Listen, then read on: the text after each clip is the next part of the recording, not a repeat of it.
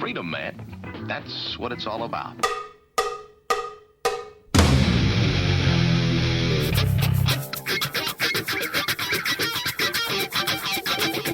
You've got to groove on freedom, like the good book says.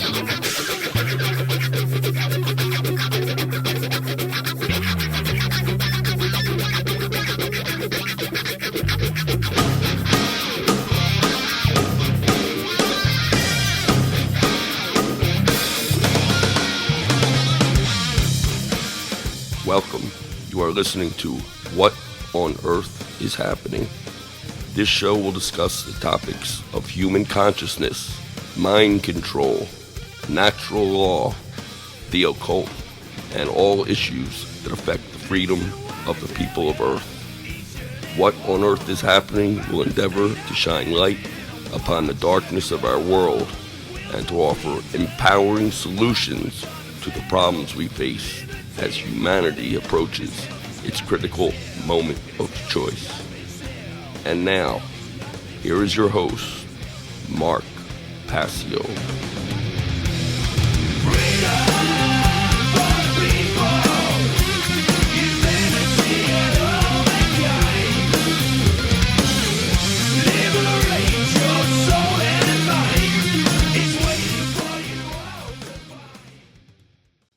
Welcome one and all. You're watching What on Earth is Happening. I'm your host, Mark Passio.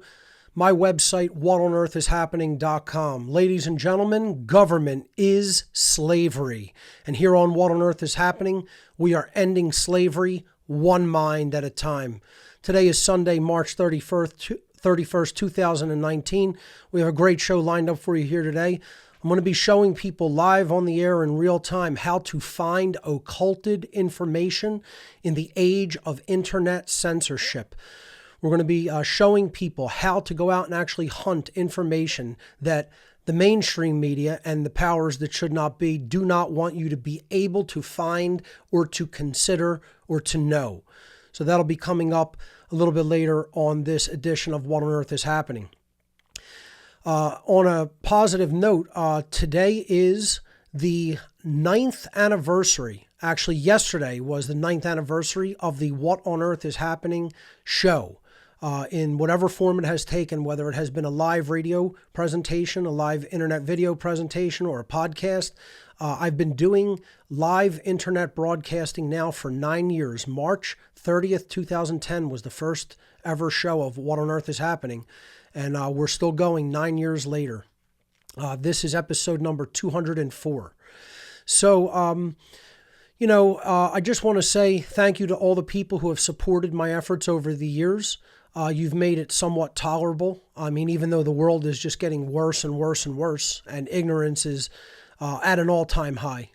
You know, I talk about it with friends and, people who are close to me about the ignorance level of humanity. And it's hard for me to believe sometimes. It really is. That I think we were in a better situation 9 years ago, even more than 9 years ago, than we are today. I think people were waking up more en masse back in the years 2005, 6, 7, shortly after, the 9/11 false flag ritual murder event, than they are today. Because the mainstream media quadrupled its effort to brainwash the populace. And now you have people today who actually believe the mainstream media is trying to tell them anything resembling the truth. They're so ensconced in the dialectic. They're pitted at each other. There's all kinds of divides in humanity with people fighting against each other instead of actually fighting their enslavers, that it's a sad situation. And, it makes me question the actual good that all of What on Earth is Happening has been able to accomplish sometimes. It's like, sometimes I think, why bother when the world is getting far more ignorant by the day?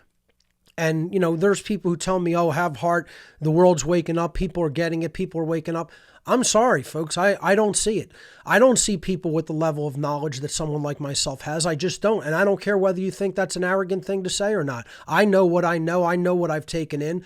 I know what I've studied about the world. I know how accurate my conclusions are that I've come to. And I know where other people's mindset is at, because you could just tell by talking to them just for a few minutes. You know, you could tell whether people have any kind of semblance of real knowledge or whether they're buying the mainstream narrative on just about everything, you know? And I'm telling you, people now are not only comfortable in their ignorance, they're smug in their ignorance. They love knowing nothing and then want to tell people that their feelings and their, opinions are just as good as someone else's hard-won knowledge, you know? And I'm personally sick of it. And I really have to say to my watching audience, this is a failure on all of our part. That's what it really is. It's a failure on our part. We have not reached out to people efficiently and effectively. We have not done the work. People have remained silent. I can't tell you how many people come up to me at events that I speak at or anywhere else for that matter and say, I feel like I have a firm grip on this, but there's something holding me back from teaching it to other people. I'm not ready. As if I ever was. Somebody had to say to me, hey, get up off your ass. Stop thinking that you have a right to sit on all of this knowledge and do something with it. Somebody had to say that to me in harsh terms. They had to come right out and say, you are actually causing harm by not doing something and putting the information back out there into the world. You're actually part of the problem. You think you're part of the solution because you know. No, you're part of the problem because you know and say nothing. And see, part of it, folks, is people don't know anything about technology. This is going to be the first show, and not in a continuous series like one after another after another. I'm going to mix things up here on the show, okay? But this is going to be the first show of many, many to come in the future where we talk about technology and actually how to do things hands-on. So this is going to be an unscripted. There's very few slides for this show. It's not a slide presentation this week, okay? It's me explaining what you actually have to do at your own computing device, and namely a desktop computer. I'm going to get into why they want to take desktop computing out of the hands of the public. They want you on an imbecile device called a cell phone or a tablet, okay? They want you on the mindless imbecile consumption device called a cell phone or a tablet because they don't want the horsepower and creative capacity of a full desktop system in the hands of the slave class, okay? That's why everything's moving to phones that are just total mindless consumer devices where people don't make any of their own original content on their own with it, and they just sit there gobbling up whatever mainstream media they want to vomit at people today. Okay? You have to understand you need legitimate computing resources at your disposal through a desktop computer or at least a semi-powerful laptop computer. Okay? And you have to understand certain protocols that have been around for a long time, actually, okay, on the internet. How to get past censorship. This is what I'm going to actively teach people how to get around internet censorship today, for those who don't know it. And see, a lot of people are still tied to the web model, the client-server model, okay? They don't understand that there's anything else on the internet. And I could show you, a lot of other areas of the internet. That isn't web-based, okay? At some point, I could show you how IRC works for file transfer. At some point, I could show you Usenet for file transfer. Today, though, I'm going to focus on BitTorrent and the BitTorrent underlying technology, the protocol. I'm going to explain to people what it is and actually how to use it and show you how to use it in real time. So, what we're talking about here today, if we want to switch over to the slides. Well, first of all, I want to thank Brett Hatton for the graphics that he's been making. He's been doing a fantastic job. We can go over to the computer. He's been making these great graphics for me every week for the show. He made this nice 9th anniversary podcast show plaque, on a graphic. Phenomenal. And again, this is the 9th anniversary show. Again, yesterday was the actual anniversary on the 30th, but, today is the closest date that I'm doing a show, so we're celebrating it today. And, it feels like I've been doing this for 90 years, folks, and I'd have to reiterate, I think things were better when I started. People were more intelligent. They were more open-minded. They were less brainwashed and mind-controlled than they are today. People say, "Oh, we think the world's waking up." I don't know what people who see that see. I don't get, and other people will say it's just because I live in Philadelphia, a shit globalist leftist trash city, okay, full of fucking communists, okay, and that's the only reason, because these are the only people that are around here. I don't see it that way. I've traveled to places in the world. People will say, "Oh, I'm not, a savvy world traveler." I've traveled to enough places to see that basically wherever you go, people are just the same. They're still the same ignorant bags of shit that they are anywhere else. Okay? People want to take exception to that. You go right ahead and get as offended as you like. Okay? When you have studied and know as much as I do, and you've taken in vast amounts of knowledge like I have, you'll realize how ignorant people are. And people see the ARC drive, and I've gotten many letters, people writing back to me saying, "I didn't know how ignorant I was until I received your ARC drive." Okay? I didn't know how much I didn't know. Because that's the thing. People don't look deeply into stuff. They skirt the periphery. They want the soundbite. They want to go up to a web page and have some talking head tell them, "Oh, this is all you need to know." I'm trying to tell you, you can't get all you need to know from one podcast. You can't get it from a series of 204. Okay? You have to do your own digging and your own research, and that takes time and attention. It takes time of your life, and it takes your unwavering, focused attention that you have to take at the expense of other things that you might want to do in your life. You have to put those things on the back burner of your life and maybe never do them. And that's what no one wants to hear. They don't want to hear somebody tell them that you have to sacrifice, and you have to say, "I might not be able to do things that I wanted to do selfishly with my own life, with the time of my own life, because I have to make the time to really learn about what's really important to learn about what's going on in the world and what's going on within human beings." Nobody wants to hear that hard, harsh truth. It means you might not be able to serve yourself and spend the time that you want to do doing the things you want. That's what I keep telling people. That's why I'm a bitter person. I'm bitter about it. "Oh, you want me to do the same things that made you a better person?" Yeah, actually I do. Because maybe if more people did it, we would be able to have a lighter time of it. Again, the old saying, many hands make for light work. The problem is that there's so few people doing this.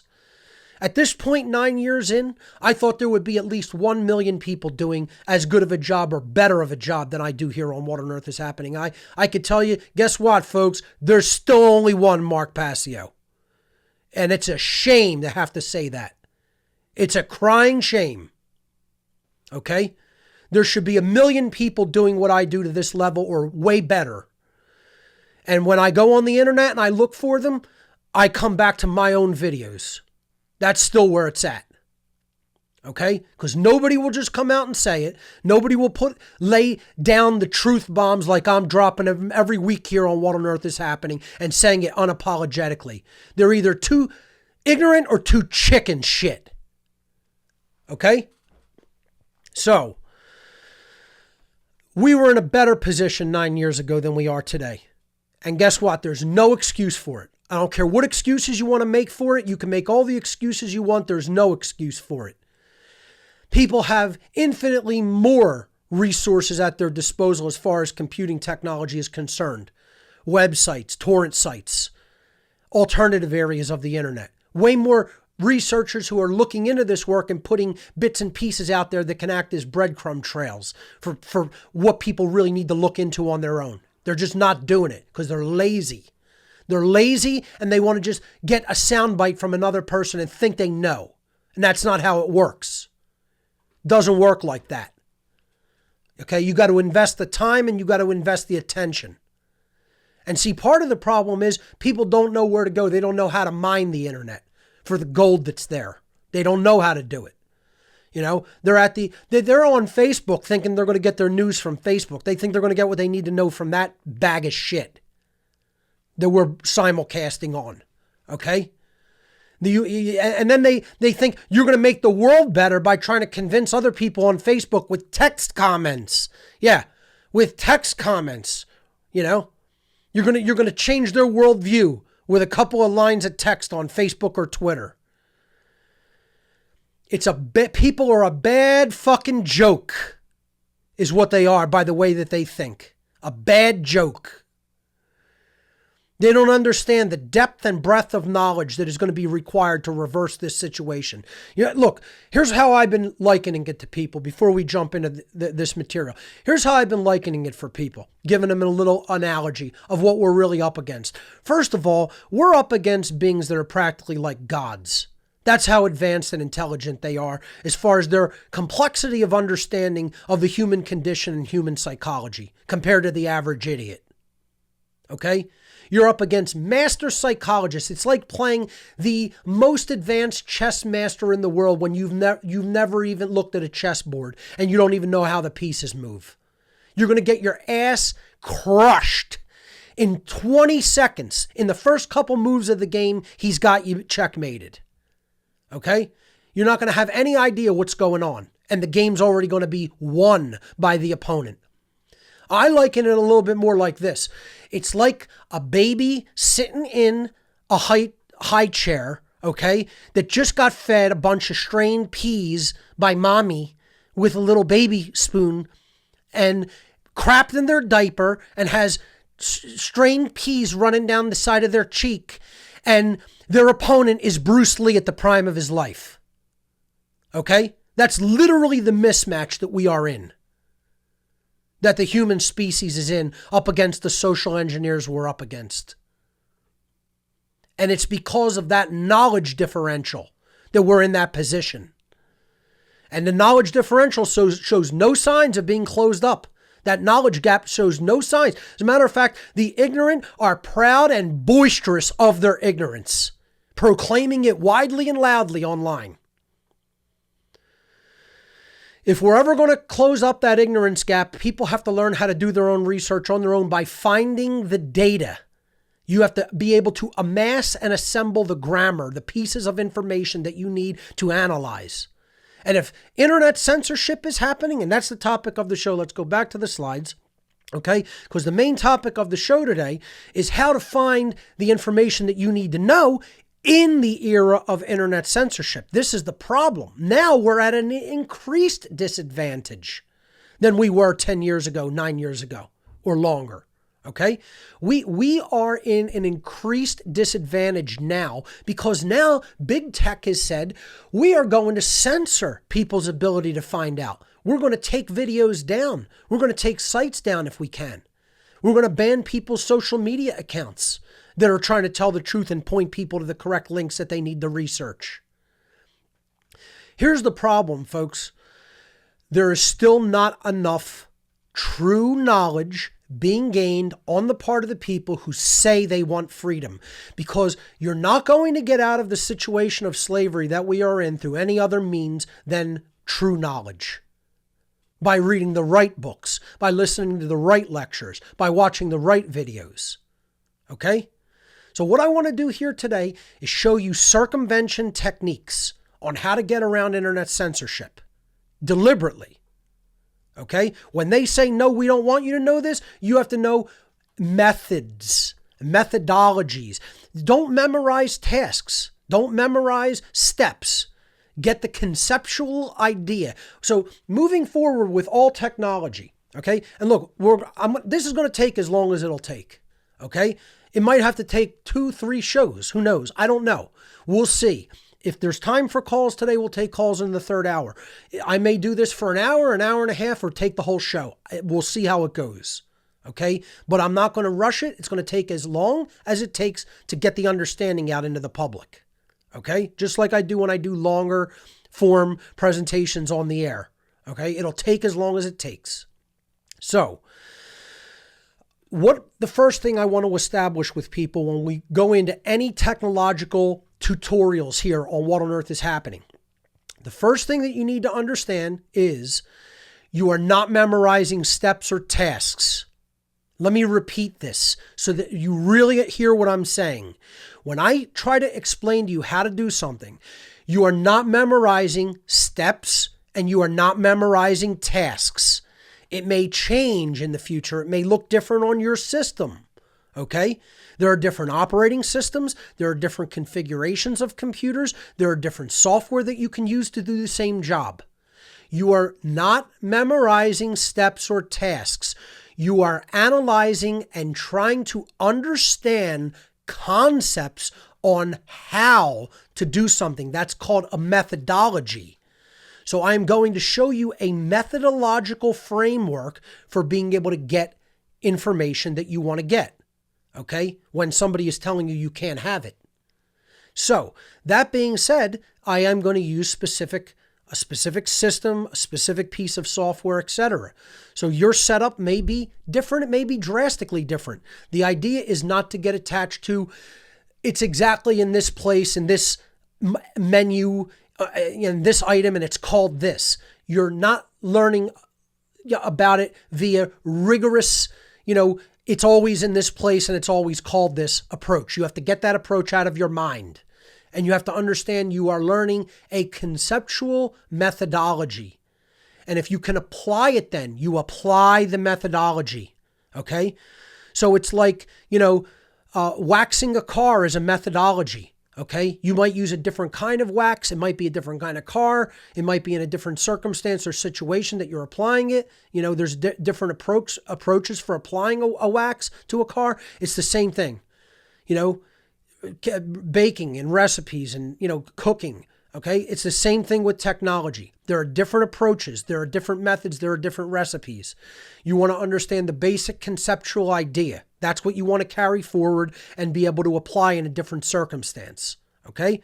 Now, secondly, I want to talk about censorship in general and how dangerous the climate that we are in actually is. Okay.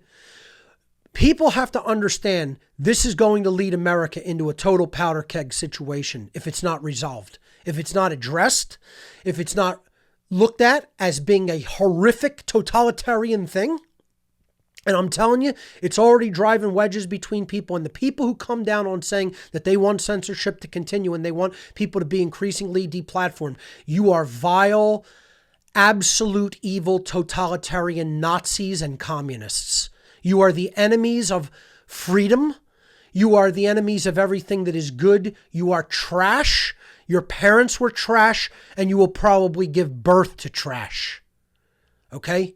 You are immoral garbage if you want to take freedom of speech away from human beings. And you are so limited and confined in your ideas that you want no discussion taking place by anybody who disagrees with your shit ideas. Okay? That means your ideas are shit, always have been shit, and always will be shit because they can stand up to no reason, no scrutiny, and no rigorous investigation through logic. And that means that you don't know how to think, and that means that your ideas are utterly fucking worthless. Okay? So don't get as offended about it as you want. That's exactly how it is. That's hard truth. All right? And if you're on the wrong side of that equation, you're on the wrong side of history, and you're actually an evil person. You're not just misguided. You're not just brainwashed. You're evil. You're a black-hearted evil soul. If you want the shutdown of speech. Okay? And you deserve whatever happens to you as a human being, and you deserve whatever happens to your soul. Because you're trash. This country is going to go up like a tinderbox sooner than later. And I'm telling you, that's what they want. They want the bloodbath that's going to ensue when they deliberately, outrightly try to censor all speech. Because then it's going to come down to the gun. And I'm telling you, it's not going to be pretty here because there's more guns here in America than there are people. Far more. And that's what they want. They want people so stupid that they will go for this censorship that it's going to eventually lead to a war. And I'm telling you, you and your family don't want that. On either side, whatever side of the equation we're talking about, you don't want it. You're not going to be prepared, and you're not going to understand that it has nothing to do with anything they show you in Hollywood movies. I can assure you of that. Okay? And you're not going to be ready. And neither are the police and military. They can think whatever they want about what they think it's going to be like and how prepared they are for it. You're little fucking boys that aren't prepared at all either. You just think you are, and your handlers, your masters, your people who tell you when to sit and lay down and roll over like the good little fucking dogs that you are. You think you're going to be prepared? You have no idea what you'd be up against in this country at all. Okay? So you're being lied to and set up for a bloodbath extermination. But that's what they want, folks. And that's what I've been trying to avoid on day one. And I'm telling you, we're spiraling headlong into the very thing I've been trying to avert. And the censorship by the tech giants like Apple and Google are bringing us directly into that scenario. And they think that they're going to manage it and there's not going to be any physical repercussions and bloodshed. They're out of their minds. They're literally completely disjointed and out of touch with human reality. They have no idea how bad it's going to be when it goes down if we don't reverse this course. Because I'm telling you, America is not some little chicken shit country like Sweden that has given up their arms, you know, or like when they say we're going to ban semi-autos, we're going to just turn them in and say, oh, well, I guess that's what happened. Like what went down after this Christchurch shit in New Zealand. That ain't going to be how it's going to happen here. I can guarantee 100% you won't see that scenario. Trust me. All you need to do is go out at a local gun show happening at whatever armory that might be near you, at whatever trade show location or convention center. And I'm telling you, you'll have your finger on the pulse of what America is really like very quickly that you don't see on a daily basis because people don't really talk about it. They don't talk about it openly. They have what they have, and I'm telling you, you have no idea the level of gun culture that exists in America. None. Go out, research it for yourself, go to a gun show or two, and talk to people, and you'll understand. You'll understand. I'm telling you, the Philadelphia Eagles are the most popular sports team in Philadelphia, and I'm telling you, an Eagles game pales in comparison to when people turn out at the big gun shows. It's like nothing. It's like 5 times that many people go in and out of that place during the weekend than show up at an Eagles game. Okay? You have no idea. So I'm just trying to give my take that we want to go down that path. Well, let's go down that path and keep giving over our power to the big tech giants like Google, Facebook, Apple. I mean, you want to talk about the most evil people in the world, the most evil, vile trash on earth. People like Apple, you know, who have now announced they're now the new curators of news. They have a new news curation service that they're now offering. They're going into services regarding news because we have to clean it up, because we have to tell you what's right and true. We can't have you looking at alternative opinions. We have to have trusted news sources from the authorities, you know? And they'll tell you what reality is, and you'll swallow it and say, yes, sir, may I have some more? You know? And this is what Apple thinks. In Apple, the company that originally was about, we're going to put publishing power into the hands of the people through technology, and made computers that were about publishing content that people themselves made with tools that were in their hands so that the world wouldn't become like 1984's Ministry of Truth. Now Apple is saying they want to move everybody away from the personal computer platform, that this is something that they're not focused on, that they're focused on the handheld platform and services so that they can deliver content that is approved by their government masters. And it's not even U.S. government masters, it's Chinese government masters, because they're red communists, you know? And they want to tell people that this is officially sanctioned, curated news, you know? And that other people who they deem unworthy to speak truth, they want to ban them from whatever platforms they control. And then work with other tech giants like Facebook and Twitter and, you know, Google and have people censored from those platforms as well, and YouTube. Look, I'm going to keep speaking truth until they do censor me, okay? I'm not interested in what anybody can do to me. I'll put it up on different platforms anyway, and people will come to my platform to get it. The whole point is this censorship is out of control. It has gone completely awry, and these tech giants think they're God. They think they're God, is how arrogant and ignorant these people are, that they actually believe they're going to control what you get to see and hear.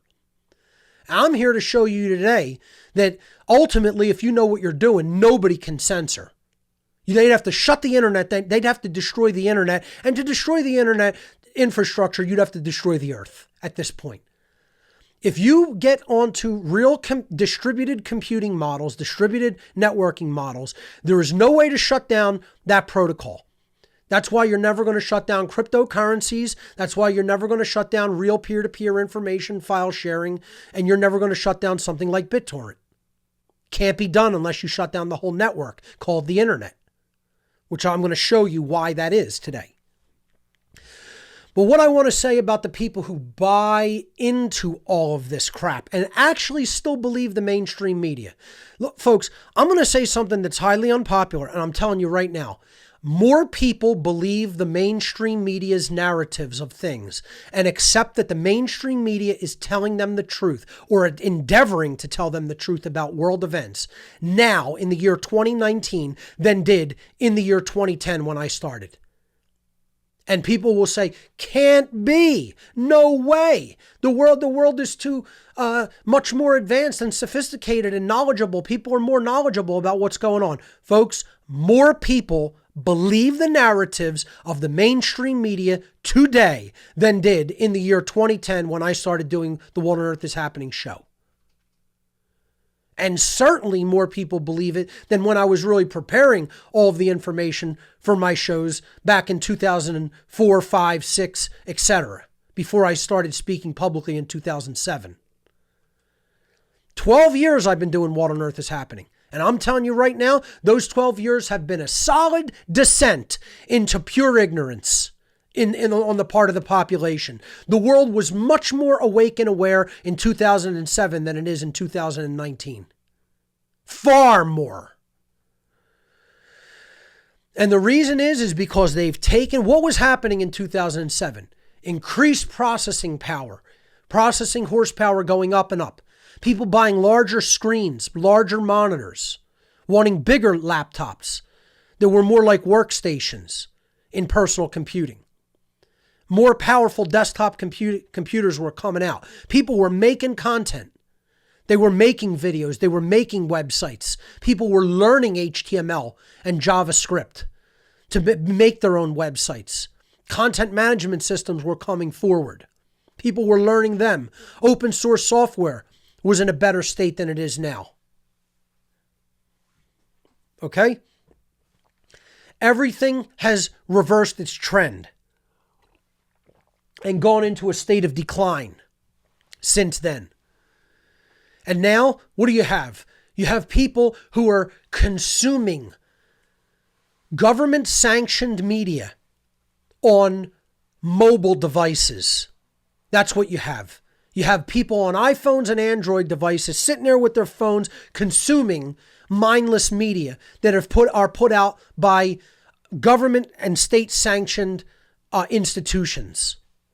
And you know what they look and sound like? The next slide, I'm going to show you what these people look and sound like that have bought the entire mainstream media narrative and believe CNN, Fox News, MSNBC, whatever internet, puke that they swallow on a daily basis, that they believe that they're telling them the truth. And they don't do any research on their own. They don't actually read the right books. They don't actually watch the right videos. They don't actually listen to the right lectures. No. They form an opinion based on a soundbite from whatever mainstream websites they happen to navigate to on a daily basis, okay? And then they form an opinion based on a soundbite that they hear on some news that they heard in their local pub, and think that they're informed. Oh, what? Because some of them listen to NPR. That's an alternative voice. Oh, yeah. They listen to some alternative researchers. And they're so informed. Joe Rogan's going to tell you everything you need to know. All you got to do is watch his podcast and you got it.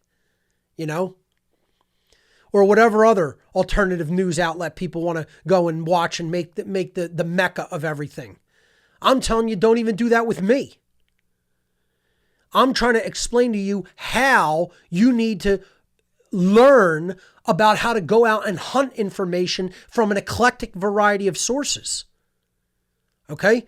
But all the people who are buying the whole mainstream narrative and still believe the media is telling them the truth and they're informed. Here's what you look like. This is exactly what people look like. Okay, so this is what's going on with the media. So this is my model of what's happening, folks. Okay, they're putting their hands over your mouth. Okay, because they've just shoved all of their puke inside of you. They've just shoved all of their nonsense, okay? All of their garbage and swill, they've just shoved down your gullet. And people were so eager, they had a funnel and a hose, okay? And they're like, turn that spigot on because we got to get that hose jammed down into that esophagus all the way down to get the funnel in there to hold it in place. And then turn on the floodgates. And let's get all of that sewage into us as deep as we can get it down the gullet and as fast as we can get it down there. You know the old big ornate spoons that people would put on their wall? It was a big trend back in the 70s and 80s. The big, huge, oversized salad fork and salad spoon on the wall. That's how they're eating all the sewage. They're eating all the mainstream media sewage that are giving them nothing but religion. See, all of this stuff here, all of these things, okay, that they want to shove on to people, you could just replace it with one word: religion. Religion. Get out of your mind that religion is the cultural religions of Christianity, Judaism, and Islam, like we talked about last week. Religion is erroneous and dogmatic belief structures that people have given you and that you have accepted and shoved it down the gullet. And now what you're going to do is you're going to puke them back at people. So you want to know the reason they're holding their mouths over the ignorati here? Here's a member of the ignorati, folks. This is going to be my new term. Okay? This is the average Joe Schmo, imbecile. The ignorati, the ignorant ones. I told you we got to get them a big temple, Maybe we could all corral them into one big, huge world temple called the Temple of the Ignorati, okay? Because all of the censors are putting their hands over their mouth, not to stop, them from speaking. It's not to get splattered with all the verbal diarrhea that they're going to get splattered with once they open their mouth and regurgitate all the horse shit that's just been crammed down their throat. And here's what they're going to look like when they do it. This is the people who buy the mainstream narrative of everything. And they're rigid, ultra, egg-headed skeptics who think they know something when they're as dumb as dog shit. Okay? And they want to claim that they're in the know and they're knowledgeable and they haven't looked into absolute anything. Not at any deep level. Oh, at a little tiny cursory level. Oh, I've looked into this. Oh, I've listened to the soundbite of this. Oh, I read this one book. And then they want to be the expert. They want to be the expert and they start puking their nonsense all over the place, thinking that they know. Here's what they look like. This is what people like that look like. Here's what the ignorati do, okay? This is you. This is the ignorati, okay? Spewing your verbal diarrhea everywhere, okay? Nonstop, uncontrollably. Soon as your mouth opens, all the liquid shit pours out of it, okay? That's what the average human being is in the year 2019 that listens to the mainstream media. Dumb bags of shit that have totally just spewed their verbal diarrhea all over everybody else in the complete state of ignorance that they dwell in perpetually, 24 hours a fucking day. It's a disgrace. It's a disgrace. People are a disgrace. Okay? And we're not doing our jobs, folks. You and I are not doing our jobs effectively enough. Okay? The great work is not being done. Nowhere near as efficiently and effectively and as widespreadly enough to get any kind of a situation that we are in reversed and heading in a positive direction. We're not even close. It's the baby versus Bruce Lee. That's what it is. Bruce Lee versus an infant in a high chair. eating his strained peas. Okay? Somebody make me a nice piece of artwork of that. Bruce Lee throwing a vicious sidekick at a baby's jaw while he's got strained peas leaking down his cheek. Sitting in a high chair. Please, someone make me the art. I'll feature it on the show next week if you make it. Okay? Give me Bruce Lee at the height of his career, at the leanest and meanest that he ever was, in his black, martial arts, pants, throwing a wicked sidekick at a baby's face. Okay? Because that's the situation that we're in. And that's what people don't understand, that the social engineers are so infinitely more complex in their understanding of the human dynamic than people themselves are, that we are up against practical gods. And no one wants to acknowledge this. They want to say, I'm pessimistic. No, I worked with these people. I know what they're capable of. I know how intelligent they are. And I'll tell you what, folks, it was the only place I felt like I was ever around a group of peers, which we're going to talk about the word peer a lot today. It's the only place I felt like I was around other equals in actual intellectual acumen. Because when I see people in the so-called truth and freedom movement, all I see is the ignorati. That's it. I see people who are so ignorant of the actual dynamics that they need to understand because they haven't looked into it enough. They haven't aggregated the data and actually read and read and read. You got to sequester yourself and read for like years to get to any level of real knowledge of what's really going on. How many people have ever done that? That's what the hermit is on the tarot deck. He's at the bottom of the macrocosmic tree right after he gets out of Malkuth because he's at the desire for knowledge set at that point. He's at the desire for knowledge Sephirah. That's Yesod on the tree of life, on the microcosmic tree. Which we talked about when we talked about tarot symbolism in the past and in my Demystifying the Occult Part 1 lecture. That's where people need to be. They need to actually do research from a very eclectic and even a obsessive point of view. And they don't do it because they haven't taken enough they haven't even assembled enough information, let alone actually gone through the process of taking it in. As a brief aside or anecdote, I talk to people, I attempt in some cases to talk to people about potential theories of why so many very advanced structures that we can't seem to duplicate today exist in different places on the earth that engineers and, builders cannot duplicate.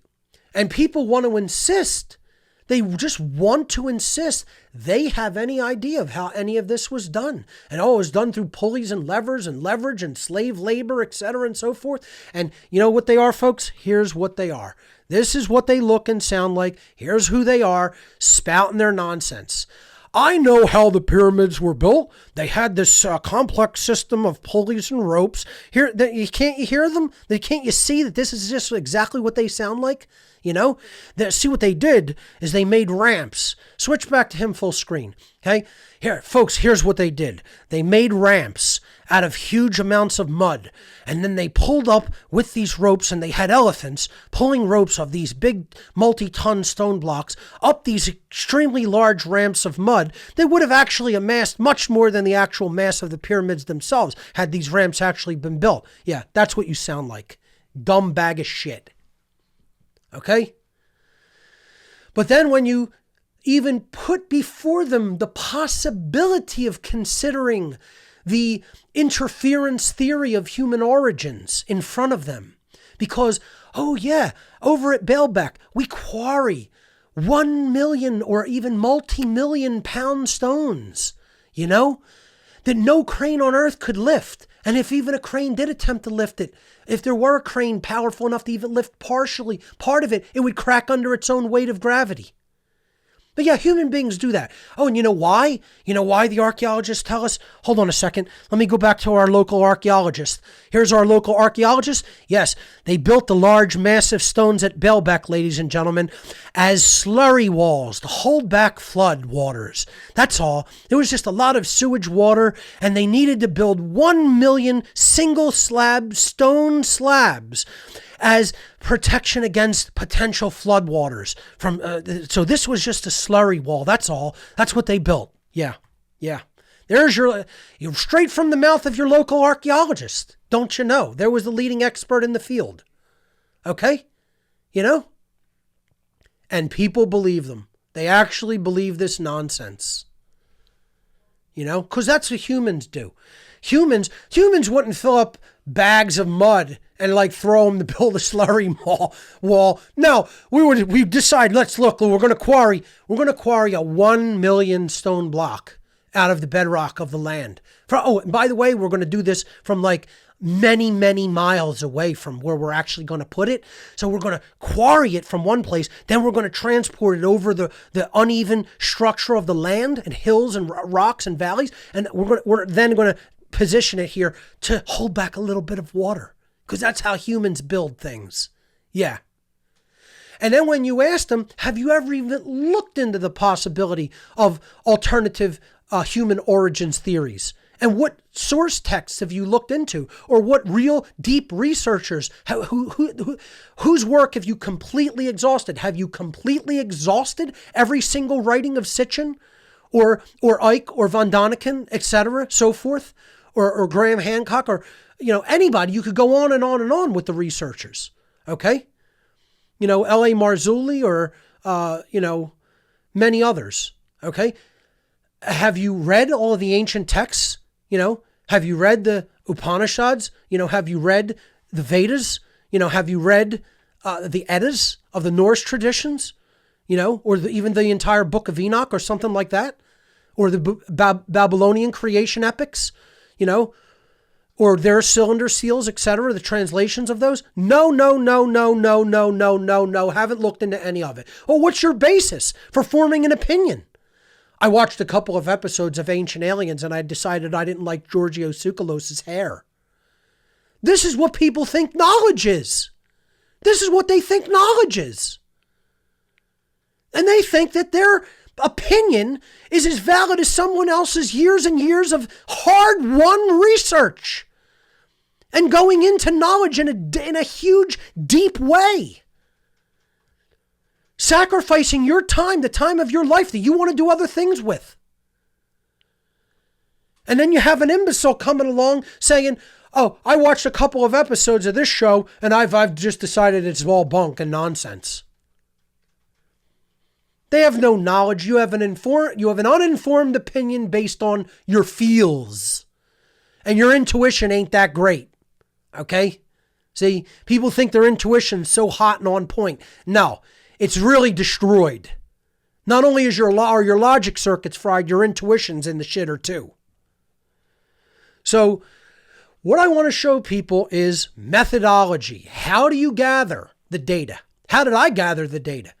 How did I gather most of the data from the Ark? Ladies and gentlemen, most of the data that is on the Ark did not come from downloading it from a website. Some things did, but you know what?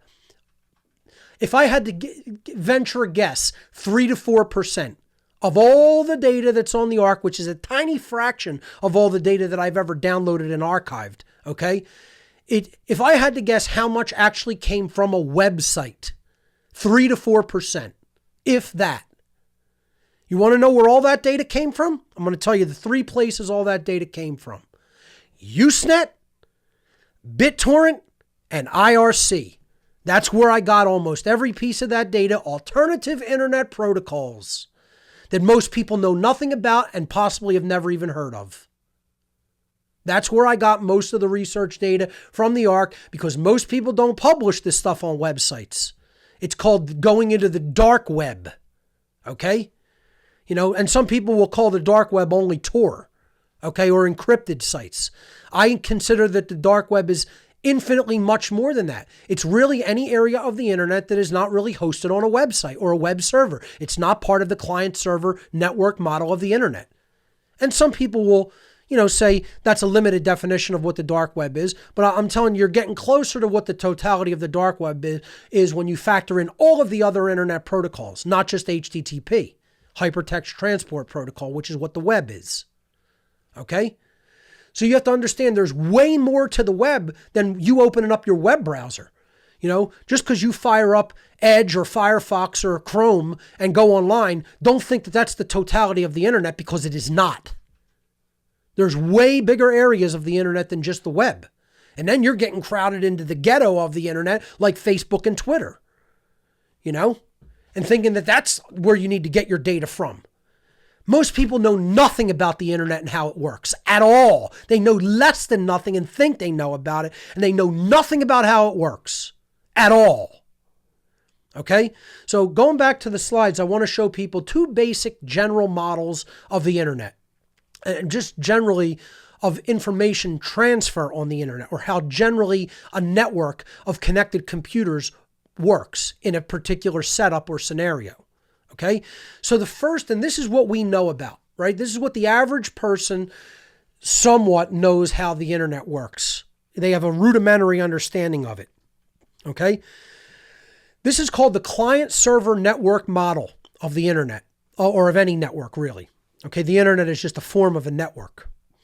So this is a client-server network set up through client-server protocol. Okay, this is what Hypertext Transport Protocol is, or the web, the World Wide Web, HTTP. That's why that's at the beginning of all of your websites, HTTP://.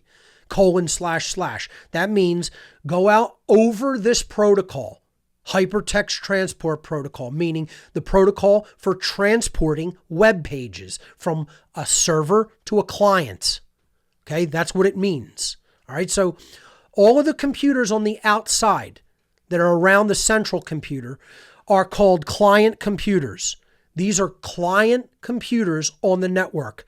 It means that they run some type of software that is going to make a connection to the central computer called the server. So the central computer is the server. That's where the data that all of the other computers on the network are going to try to connect to get the data that they want from the server. The server has the data, and it's serving it out to the clients who are requesting the data from the server.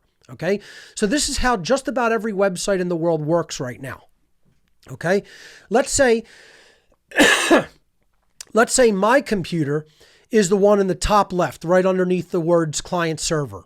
Okay, let's say I'm a potential publisher of information, right? So I have a website that I want to put up, and it's called What on Earth is Happening, and it's comprised of documents and images and audio files and video files, okay, and links. So I have all of that data in a folder structure, and I'm going to upload it to the server. I'm going to send it from my client computer to the server, because the server is the one that's going to push the data out to anybody that requests it. Okay, it's not going to go from my computer. I don't have the bandwidth to do that. Okay, I can't support that many connections. I'm not sitting on a huge backbone infrastructure section of the internet. I just have a limited, pipe to my own personal computer. I have a limited, set of bandwidth to it. Okay, so I am going to send it to the server, and then from there, the server has the bandwidth that it is going to serve out to all of the other client computers that data. So here's how it looks. Okay, the server has the data, and it sends, when it is requested by the clients, it sends the data to the client computers. This is how you view any website. Okay, when you type in www.whatonearthishappening.com, okay, your web browser makes a connection to the server, and then the server is going to send you the documents that I have put on it. That's it. It's a very oversimplified way of explaining how it works, but essentially that's the model. Okay, now look at this model. Okay, you are relying on the power of a centralized computer in a centralized location. So this is a centralized network model. It is not decentralized or what is called a distributed network model. What does this mean for publishers? What does this mean for publishing in general? What it means is that, let's say someone wanted to take down the information that is hosted through any given website. How many computers do they need to knock off the network? The answer is one. They need to knock the server offline. So people can do this by going to the hosting provider and trying to get it taken down, or they can send a distributed denial of service attack, a DDoS, against the server, and it can then be, overwhelmed and not be able to serve the documents. Because here's the thing, the server has to have enough bandwidth to accommodate all the client connections that are asking it for data. So what happens when a server gets very, very, very, very, very popular? Or let's say one file on a particular server gets extremely popular. Well, it has to keep up with the bandwidth requirements of serving that file to thousands and thousands of client computers. Okay? So what happens is, with every increased connection, the bandwidth slows down a little bit more, a little bit more, a little bit more, a little bit more. Okay? Until eventually it slows down the data transference to a crawl. And then what happens is nobody can get the file because the server is overwhelmed. This is called a client-server network model, or simply a centralized network. Okay? This is centralized networking. And this is how the web still works. The World Wide web servers still work on this model, largely. Okay? There are things that they offset it with, but largely we're dealing with the client-server model when we talk about the web. Okay? So now, conversely to this, the opposite of this model is called a distributed networking model. Okay? So in the distributed networking model, we remove the centralized server because we're no longer talking about centralization of information. We're talking about distributed information over all of the resources that comprise the computers on the network. Okay?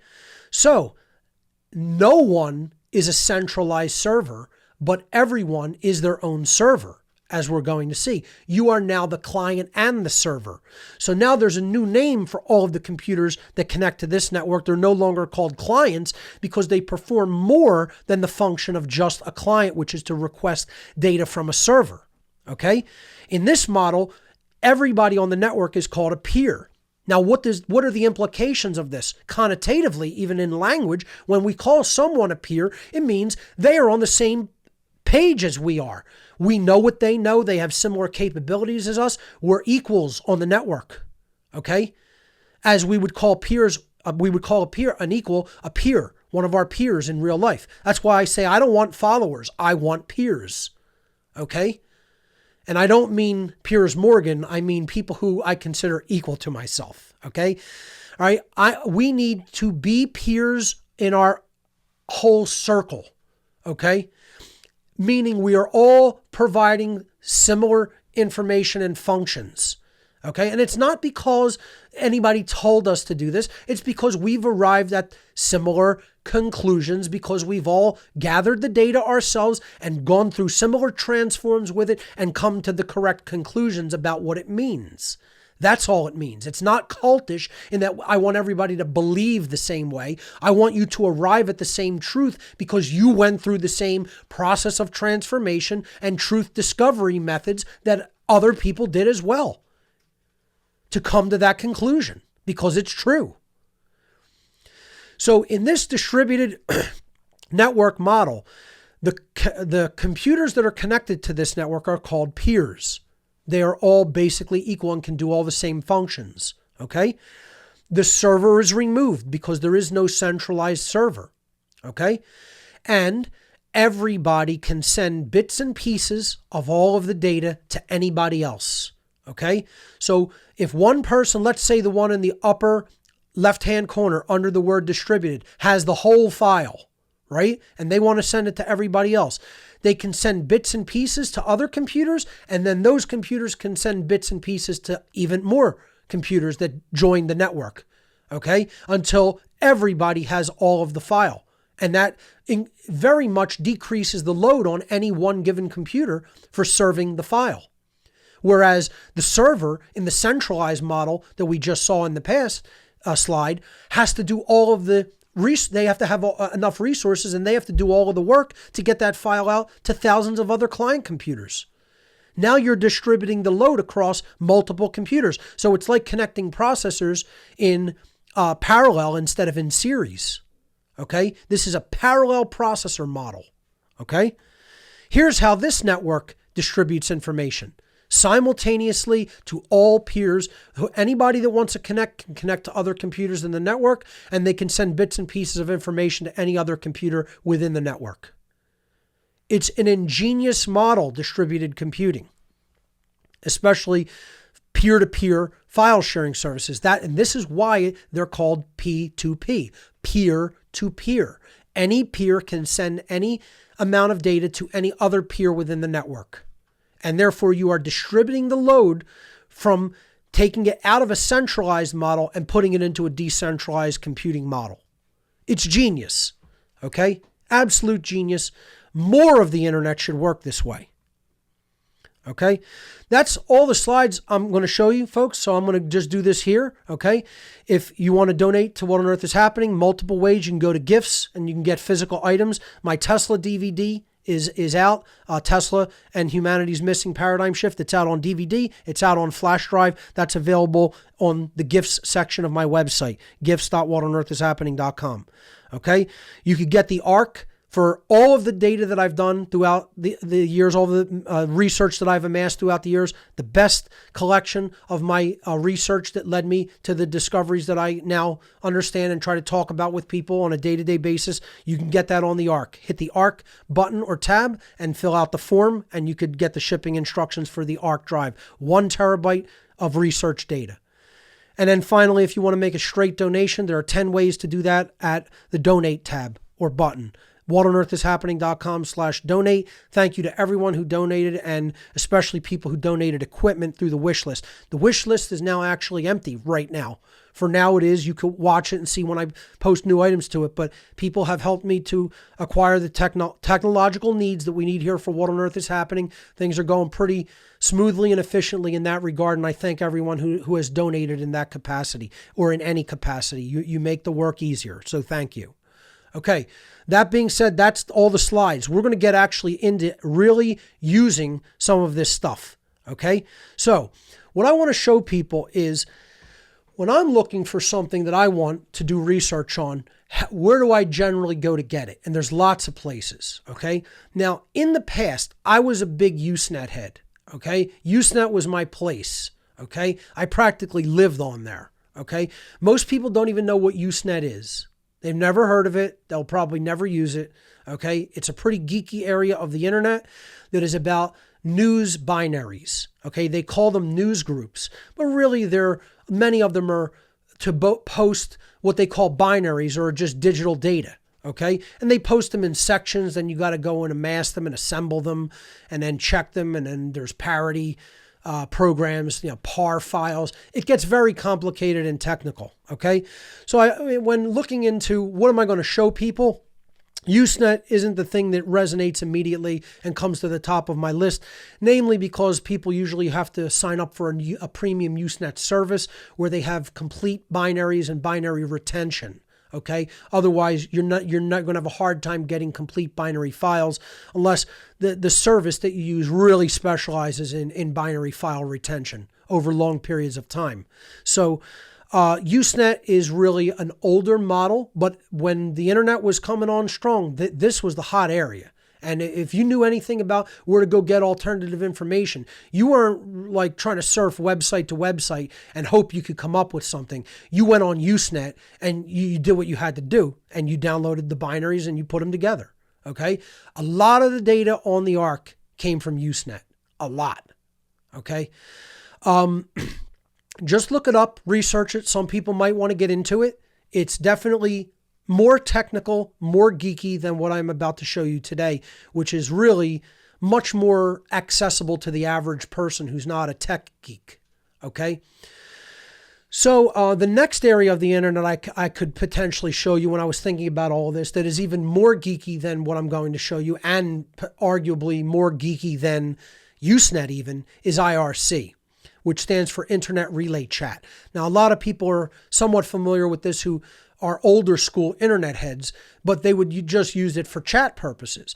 A lot of people don't know that IRC has direct client-to-client capabilities within IRC servers. Okay, so you can go into a server and you can request file lists, and then you could actually request file transfers from bots that are on IRC servers. Okay, and a lot of the info that I got from on the ARC came from IRC servers as well. Okay, so you have to understand there are areas of the internet that most people have never heard of, that yet there are many files that are available by going there and looking at the file listings and then mining them. Okay, and you have to know what tools you need to do that. You have to have a good IRC client, or you have to have a good Usenet client. Okay, so there's many of those. You have to research what programs or tools are fit for the job. See, part of gathering information is understanding, first of all, what is the information format, right? So if you want a book, what are the forms of books on the internet? Well, you can get text files. That's TXT. So part of the thing is when we're talking about any technological endeavors, most people don't know how computers in general work. They haven't researched them enough. They don't know the operating system well enough, the basics of the operating system. They don't know the HFS, which is the hierarchical file system, or the organizational file system within the computer. Many of them don't know how that works. More people that I know in life do not know how to just organize an HFS, a hierarchical file system, meaning a folder within folder structure on a computer, than do know how to do it. More people don't know how to do it than do know how to do it. And I'm telling you, that even includes young people that I know. More people don't know the hierarchical file system of a basic operating system like Linux, Windows, or Mac, okay, and how to organize folders and files within the file system. Older or younger, more people don't know how to do it than do know how to do it, in my experience. And that's sad. And now they've removed them from phones, largely. Android still has them, but Apple really doesn't really have an HFS. It does if you really dig in there, okay? But it's a hot mess, and most of the files are actually in the app. There's a folder inside the app, then the files that the app uses are in the folder, and that's locked down in iOS, which is why I consider it a garbage operating system. Android, while marginally better, at least you can get access to the HFS, and largely Android phones are infinitely easier to root or gain root access to than an iOS device, which requires intricate jailbreaking that most people have even given up in doing because of how much of paranoid control freaks Apple is as a company, that they want to lock down hardware and software. And people don't even understand that that's how it works. They don't even understand how horrible their whole software model is and how they're basically robbing developers and preventing developers from putting their software directly into the hands of their potential clients, that they have to go through them, through Apple, to do it. Apple's some of the most vile, evil control freaks on the earth. Anyway, not to make this about that, most people don't know the hierarchical file system of a computer, and they don't know file types, okay? So if I say TXT to somebody, they're like, what the hell is that? PDF, don't know what that is or does, EXE, I don't know, More people than not don't know any aspect of personal computing anymore because they're too busy doing this. Here's what they're doing all day. That's what they're doing all day long with their piece of crap slab. Okay? That's my clock for the show. That's what that is. Okay? You need a good computer with actual processing horsepower, storage space, the ability to back it up easily so you don't lose your data. Okay? A high bandwidth internet connection. Take the data aspect of this seriously. If you're serious about wanting to get knowledge into your brain, take the data aspect of this seriously and save enough money to get a halfway decent computer system. Set it up at a desk where you can sit and you can read and you can watch and you can learn and you can listen. Buy a big screen instead of a little crap that everybody's watching everything and ruining their eyesight. That's killing their eyes with the blue light in it anyway. This is what they want. That's the model they want you on, folks. They want you looking at a tiny little screen where you can't do any content creation, that you're just consuming. It's nonsense that people have given you, and you can't even do alternative protocols basically in it, not effectively anyway. You don't have the space, you don't have the resources or the processing power. Invest in a decent laptop. Personally, I think laptops are very overrated. Very overrated. Very underpowered technology in them, okay? And they don't do nearly what a desktop computing system does. You want my advice? You want to take data seriously? You want to be really researching what's going on in the world? You need a powerful desktop computer with a large screen. That's the way to really do it, if you're serious. If you're a ham and egger, just stay on a phone, get a little case that has a little flip out thing for a phone and put a Bluetooth keyboard in front of it.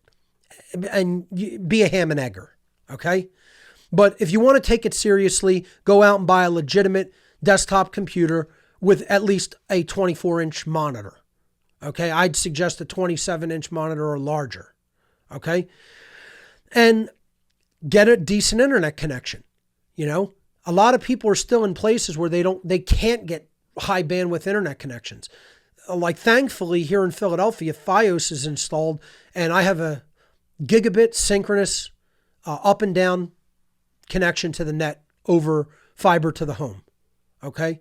So very fortunate, because I know that's not the case in many places. But I'll tell you what, if you have the opportunity to do a fiber optic connection to the internet, get it and don't look back. And it's worth every penny. It's worth every penny in reliability and speed. Okay.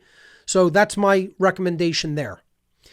The next thing you have to understand is you got to know your file types. Okay, so if we're going to be looking for books, we're going to be looking for potentially text files, TXT, potentially rich text files, those are RTF, potentially Microsoft Word documents, those are .doc or .docx. Okay, but more likely than not, most books are going to be in PDF, portable document format. That's an Adobe format, Adobe portable document format, PDF. Okay, that's being able to take text and print it to a page, to a digital page, just like you would print it basically to a printer. Okay, and it's going to look on the page like it would look if it were printed. And it's non-reflowable text and graphics. Now, the newer formats that you'll see are things that are made for digital readers, okay, or digital ebook programs. And those are EPUB, .EPUB, EPUB, okay? That's a reflowable text book. Okay, that can make text larger or smaller and have it reflow to page after page. Okay, if you want a good readable book that you get online and you read on a computer screen, or you download to a mobile device to read, which are what is an acceptable usage of a mobile device like a tablet to read books on, okay, then you want EPUB. That's your best bet. That's your best format choice, okay? So then what if we're looking for audio? Okay. In general, you have like 3 formats for audio. Okay. You have MP3, which is the most widely known format it's basically compatible with just about any audio playing device. And then you have slightly newer audio formats that are in the MP4 encoding scheme, like MP4 or M4V, which is like another older variant of MP4 audio. And then the newer variant is AAC. AAC is Advanced Audio Codec, which most modern MPEG-4 encoded audio files are encoded as AAC. Okay, so then you have your uncompressed formats like AIF and WAVE and FLAC. Okay, FLAC is a lossless format that's slightly compressed, but you have totally uncompressed like WAVE and AIF. Okay, you have multiple OGG Vorbis. That's another one, an open format. Like a compressed MP3, but it's like open source instead of licensed technology. Okay. But generally, most audio players can handle most formats. If you have something like VLC, we're going to talk about programs that you're going to use. okay, before we even get into the protocol and how to download it. You got to know your file types that you're looking for. You got to know programs that you're going to need to use to open these things, okay? So let's say we want to download a movie file. You're going to have multiple formats there, okay? Most likely you're going to deal with MP4 when it comes to a movie file, okay? You could get an MKV, which is Matroska, okay? That's a newer high-def format. Okay, but largely you're going to look at MP4. Older files, you had Windows Media Video, WMV, and you had, what was the other one? You had AVI, okay? AVI files, audio visual integrated files. Those are largely outdated formats. Almost unwaveringly, you download a video file today, it's going to be an MP4 format or MKV, which is Matroska, which you'll see some people encode in, okay? So you're going to need a program for playing those. I recommend VLC Player, okay? I personally have a video player that I use on my Mac platforms called Movist or Movist. People pronounce it differently. I prefer that over VLC personally, but there's many video players, okay? There's something called System. There's another one called L-Media. You know, I mean, you could get a million different players, okay? VLC is a general cross-platform one, okay? And people will say they like iTunes, they hate iTunes, they like Windows Media, they hate Windows Media. In general, you can use these to play audio and video formats, generally almost all audio formats. VLC can just play just about every audio format as well. If you have VLC, your basics are covered. All your bases are basically covered, okay? For PDF document, I recommend either Preview if you're on the Mac or Adobe Reader if you're using any other platforms. Microsoft has a built-in PDF reader that does a decent job as well. But in general, if you want to go cross-platform, Adobe Reader exists across every platform. Adobe Acrobat Reader, which is free software. Not open source, but free. And VLC Player is what I recommend for video. Well, I'll open up these pages and take you through them and show you them. And you know, for audio and video, yeah, VLC will handle your basics. For books, okay, PDFs, Adobe Acrobat Reader, and then Adobe has another program called Digital Dimensions, which will let you read EPUB books. Okay, on the Mac, there's just Books, which is their book platform. There's another great one on the Mac called Book Reader. That also exists on the Windows Store. You can download that. You know, they'll do the job for most other book formats, including EPUB. Okay. So I think that covers basically what I wanted to say about that. Let me show you some places to get that software. Okay. So Acrobat Reader. I'm just going to do a search here. We could switch over to, let me make my browser full screen here, and we are not in real time. That is not showing up in real time. Maybe we could switch out of that, switch back, and then, okay, now we're in real time. Thank you. Okay, so you know, I just typed in Acrobat Reader. Okay, so I'm going to go to Adobe's page here, and here's where you can get the PDF viewer called Acrobat Reader, and you could download it for your platform. So basically, this just makes it available for you to open a PDF book up on your computer after you locate and download one. Okay, VLC is the other one that I wanted to show you about for audio and video. So I'll type VLC Player, and we'll go to their official page, which is right here. It's called the Video LAN Client. Okay, LAN means local area network. So you could play files that are either local to the computer or even across a network or even stream them. Okay, so this is VLC Media Player. It gives you a big download button here to download that. And generally, audio and video are playable here. You could, you know, go through endlessly through other music players too.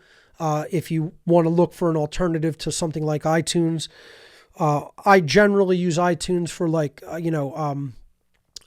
internet radio and, MP3 files like for lectures or whatever, because it serves the needs well enough for me to make a playlist, drag it in, and hit play. Some people are vehemently opposed to it, and there's many other open source alternatives available to Apple's iTunes. But generally, if you have VLC, you could play any basic kind of multimedia audio, and video. And if you have Adobe Reader, you can read PDF books. Now for EPUB books, I'm going to show you Adobe Digital Editions. Okay, so this is Digital Editions. Okay, and you could download it from here with this download link right here. All this basically is, and here's the versions for Windows, and then they have other platforms probably somewhere else. They have Mac and Windows version. On Linux, you'd have to probably find some type of an EPUB reader. I think Book Reader also exists for Linux, but people who are using that platform are usually a little geekier, and they have their own choices of software and know where to go, or they'll go on GitHub and get an open source program that they'll install themselves. So in general, though, these are the three programs. You're going to need a PDF reader, you're going to need an EPUB reader, and you're going to need an audio and video player of some kind. Okay, so you can look for those if you want alternatives, but I've just showed you the basics of where you can get them. Okay, now the next thing I want to show you is some general free areas of the internet that you could get a lot of books from. Okay, so one of the places is archive.org. Now, I used to like Scribd a lot, SCRIBD.com. It has increasingly become a place of books being censored, removed due to obvious copyright claims of copyright infringement. It was a very hot area of the internet where you could get just about any book. Now they make you jump through a lot of hoops. It's a shame because it was a great area of the net. And now I can't really recommend it as much. For books that aren't as heavily copyright controlled, I recommend archive.org. Okay, so just let's say, for example, you wanted to research into the occult on archive.org. Okay, so I'm going to do some just basic searching here. And again, folks, this is all real time today. I'm doing this in real time on my computer. I'm showing you how this stuff works. We may run into snags. We might run into technical difficulties. The show is going to flow as it's going to flow, so you bear with it, okay? But here we go. I'm going to type in, let's say I wanted to research information about the occult organization known as the Hermetic Order of the Golden Dawn. I'm going to type in the words Golden Dawn, and I'm going to hit go. And this is going to probably bring back a ton of results. Okay, so here's a book about the Golden Dawn.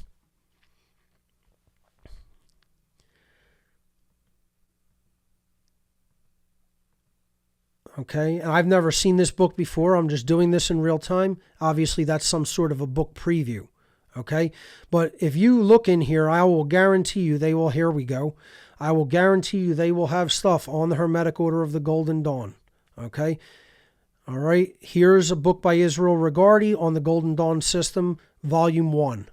Okay, and I believe this looks like it's the whole book. Okay, so you could page through it here. And this is a preview of it that you can page through, and this is the book.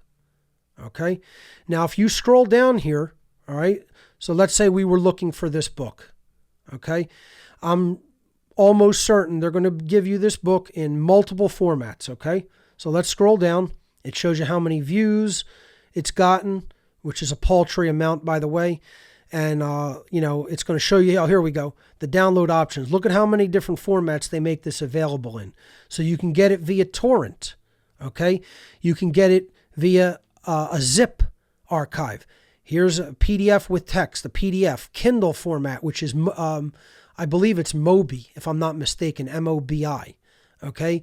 JPEG files, where the pages are just digitized as images. Text, that's a TXT file, full text. EPUB. EPUB is a reflowable text file. That's what I'm going to download it as. Okay, so let's say I want the EPUB file. Okay, I'm going to hit this button to download the EPUB. So it just downloaded. Yes, it was that fast. Okay, there's my download list. I'll go to all my downloads. Okay, this is what's in my download list right now. Okay, and you can see there that it downloaded. So if I click this icon right here, that'll bring up my downloads in my web browser. Okay, so here's my download. I'm sorry, in my file browser, I should say, not my web browser, on my local file system. Okay, this is the Mac Finder, which is the local file browser for the Mac platform, which I'm on a Mac right now. I'm on a MacBook Pro laptop.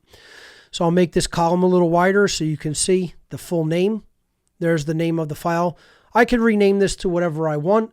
So let's say I wanted to name this, the author's name, Israel Regardi. Okay, and I'll name it Golden Dawn. Okay, and this is volume 1 of 4 volumes, I believe, if I'm not mistaken. Okay, this is an EPUB file. Now, if you look at if you get information or properties on the file, it'll tell you how big it is. Okay, it'll tell you what kind of document it is. And then here's very important. A lot of people don't know about this. This exists in basically Mac and Windows when you get properties on the file or info on the file. You can choose multiple programs on your computer to open a file with and then change it to always open with that. So on my computer, okay, if I wanted to look at the contents of the EPUB, because the EPUB is really just a folder with other files in it, I could open it with a zip decompression archive program and look at the files that comprise the EPUB. I'm not going to do that because that's not going to allow me to read it. The 2 programs I can read it with are Books.app, which is the default on the Mac, or Book Reader, which I have installed on this computer. So I'm going to leave it with the default, but if I wanted to, let's say, change it to Book Reader, I could change it. I could change all there, and it will change all EPUB files to open in Book Reader. But I'll leave it on the default app, which is Books, and I'll close that, and now I'm going to double click it, and that'll open my Books program, and it will open the book. Okay, and I can make it full screen, and we can read the entirety of Israel Regardi's The Golden Dawn, Volume 1 from 1937, which is a very good and important occult book about the Golden Dawn system. Okay, and this is the entirety of that first volume of the book. So, there we have it. Now, let's say we want to go back and get the other volumes. Okay, so I'll clear that one out. I'll go back here. Let me close that. I'll go back. And let's see. Here's volume 2. Okay. All right. That's volume 2. I'll scroll down here. I'll choose EPUB. That just finished downloading. Okay. They're relatively small files. Okay. I'm going to go to volume 3 now. I'll scroll down and choose EPUB. EPUB is probably your best format for reading digital books. Again, PDF works, but it's not going to reflow the text. Okay, especially if you're going to read it on a tablet. And here's volume 4. I'll do the EPUB there as well. Okay, so, and again, this is just one example, okay, of something that you want to research. Okay, let's say I want to look up Thomas Paine's work. Thomas Paine.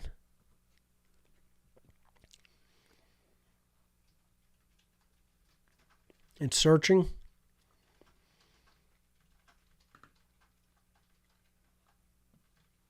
Okay, this looks like some sort of a small pamphlet about Thomas Paine, only about 40 pages.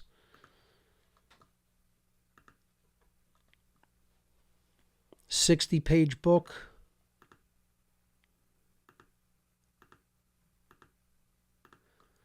Tons and tons of data here on archive.org.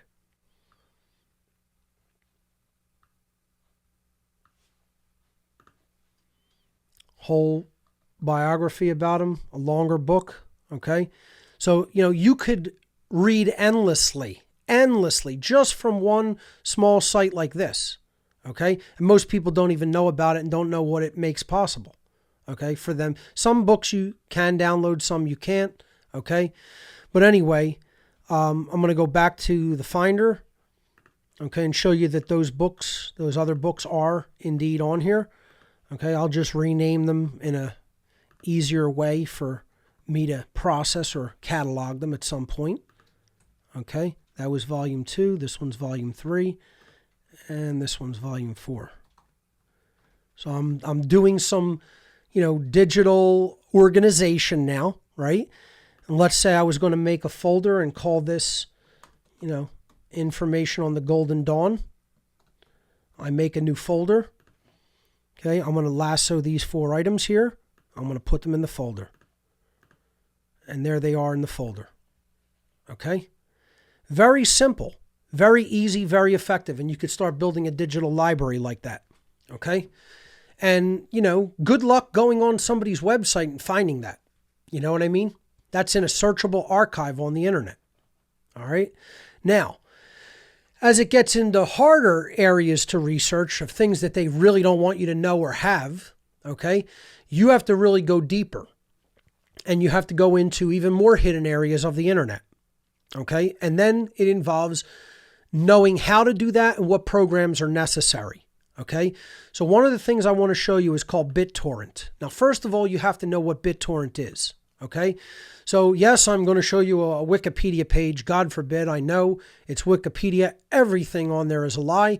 But, I think they do have accurate information about simple things like the BitTorrent protocol. Okay?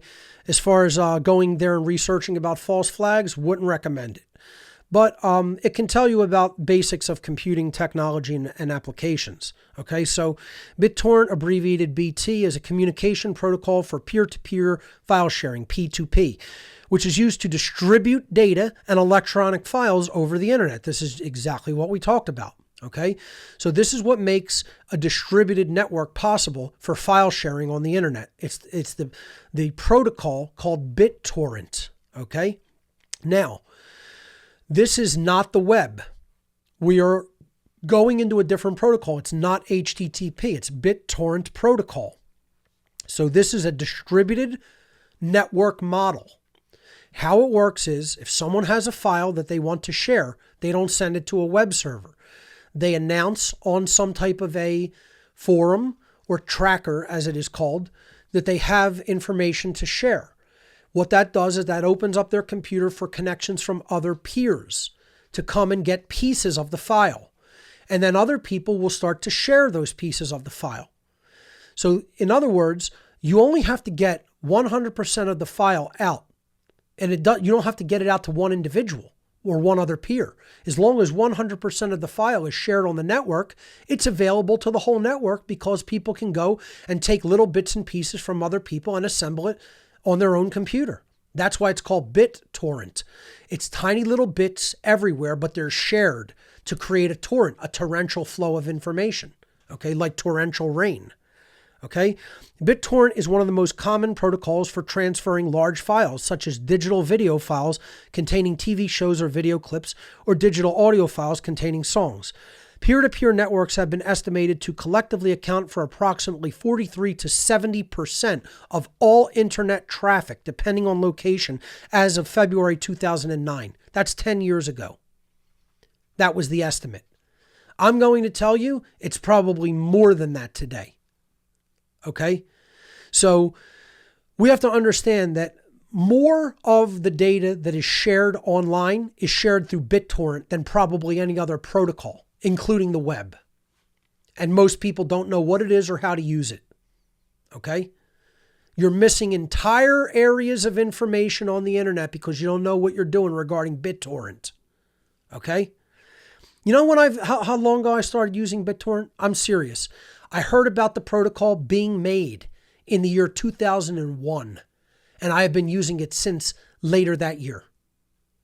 When the first client program came out from BitTorrent.com, I believe it's BitTorrent.com is the official client.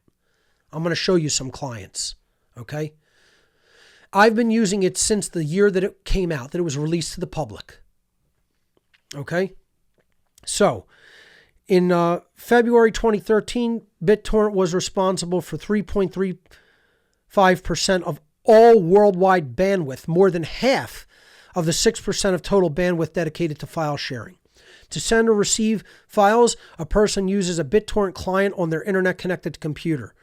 A BitTorrent client is a computer program that implements the BitTorrent protocol.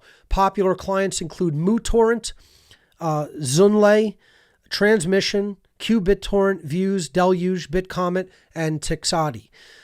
BitTorrent trackers provide a list of files available for transfer and allow the client to find peer users known as seeds who may transfer the files. Seeds are people who have the whole file, okay, or whole folder of files depending on what's being shared, okay? A seeder means that the person has 100% of the share, okay? And that is available from them, okay? That's all a seed means, okay? So a seeder has the entirety of the file that's being shared on the network. All right, so I want to show you some of these clients, okay? So first of all, well, before I show you transmission, which is the one I use and I'm going to use today, I want to show you the original BitTorrent client. It is BitTorrent.com, as I thought. This is the original BitTorrent client that's available on all platforms, okay? So let's look at other platforms just to show you what it's available on, okay?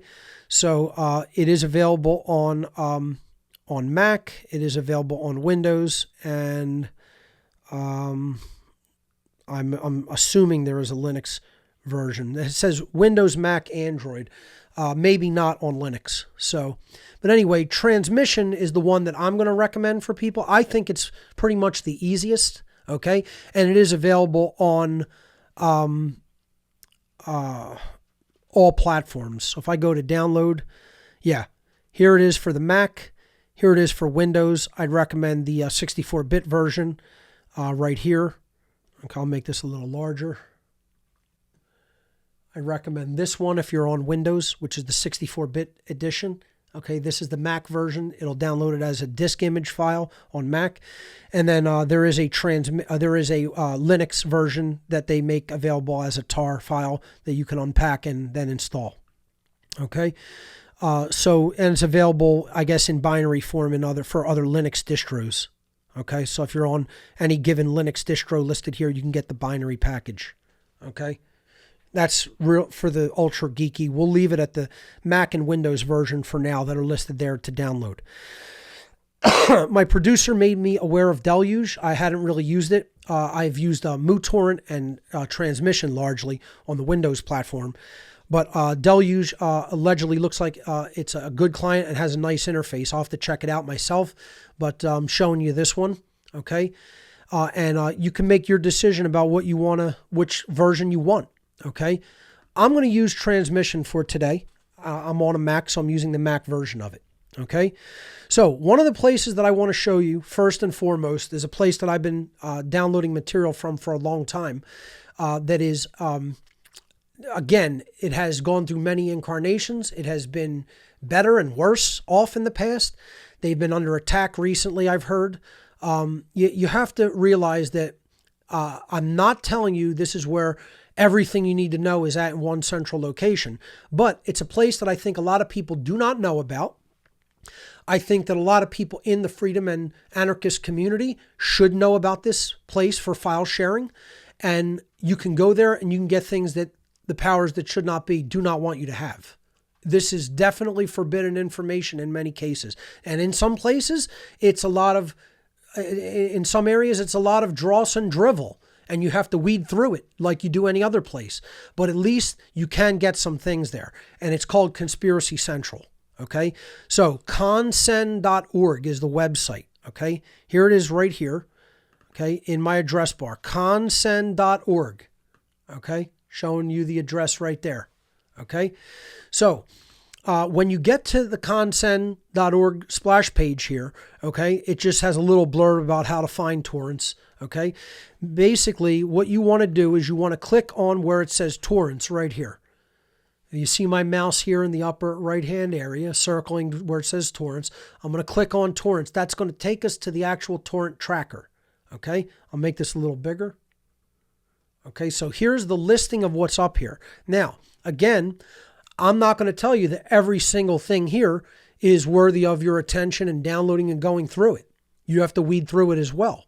Okay, we can see here you got options ranging from looking into state-sponsored terrorism to Tucker Carlson to a research pack on the tarot just on the very first page. So if we want to do some research on the tarot, you could go right there and download a tarot research pack with audio, video, images, etc. Okay, so I'll show you how to use certain functions of the site, and I'll show you what the little icons mean and what some of the columns mean as well. So you have two basic methods of downloading and utilizing the BitTorrent protocol. One is a torrent file. Okay, so what a torrent file is someone who is sharing something. It's like making a catalog of what they're going to share. Okay, and they're going to then upload this little pointer file to a tracker. And that's what this is right here. This icon right here, this green little box, the green arrow, downward pointing arrow with the file box, is the link to the torrent file. All right, so let's say, actually, this is a very good documentary. I've already watched this one a couple of years back. Okay, Demolition of Truth. I think we could use this as an example. It's a pretty big file, though. It might take a little while to download, but guess what? It's well worth seeing. Looks like plenty of people are seeding it too. So in this column here where it says seeds, that's how many people actively have the complete file and are sharing it. All right. So let's just say we wanted this documentary. Okay. Just as an example, Demolition of Truth. Okay. It's a psychological examination of 9/11. This is about actually the cognitive dissonance of the 9/11 ritual. Okay. And why people don't want to acknowledge that the evil people that actually pulled this off could have done this and mass sacrificed 3,000 American citizens, okay? And why people don't want to even look at it as a false flag, let alone a death ritual, okay? So it's like about the psychological cognitive dissonance that people undergo when they even talk about 9/11. So I'll just click on it to show you the details. This is where you can get details of the file, okay? And this is the cover of the DVD, all right? And you could even look at content inside the torrent file. So it's going to show you there's how many videos. It's one video, the total size, okay? And then it's going to give you a content listing. Basically, what we'll be doing when we download this torrent is we're downloading one Matroska file, which is MKV, which is basically HD video, okay? Usually with subtitles embedded, not much of the time, okay? And you can get info on the file. It's the site's working a little slowly today. This will give you more metadata on the file. Okay, you could see what trackers are hosting it by clicking on trackers. It's hosted by two trackers, Consent and MV Group.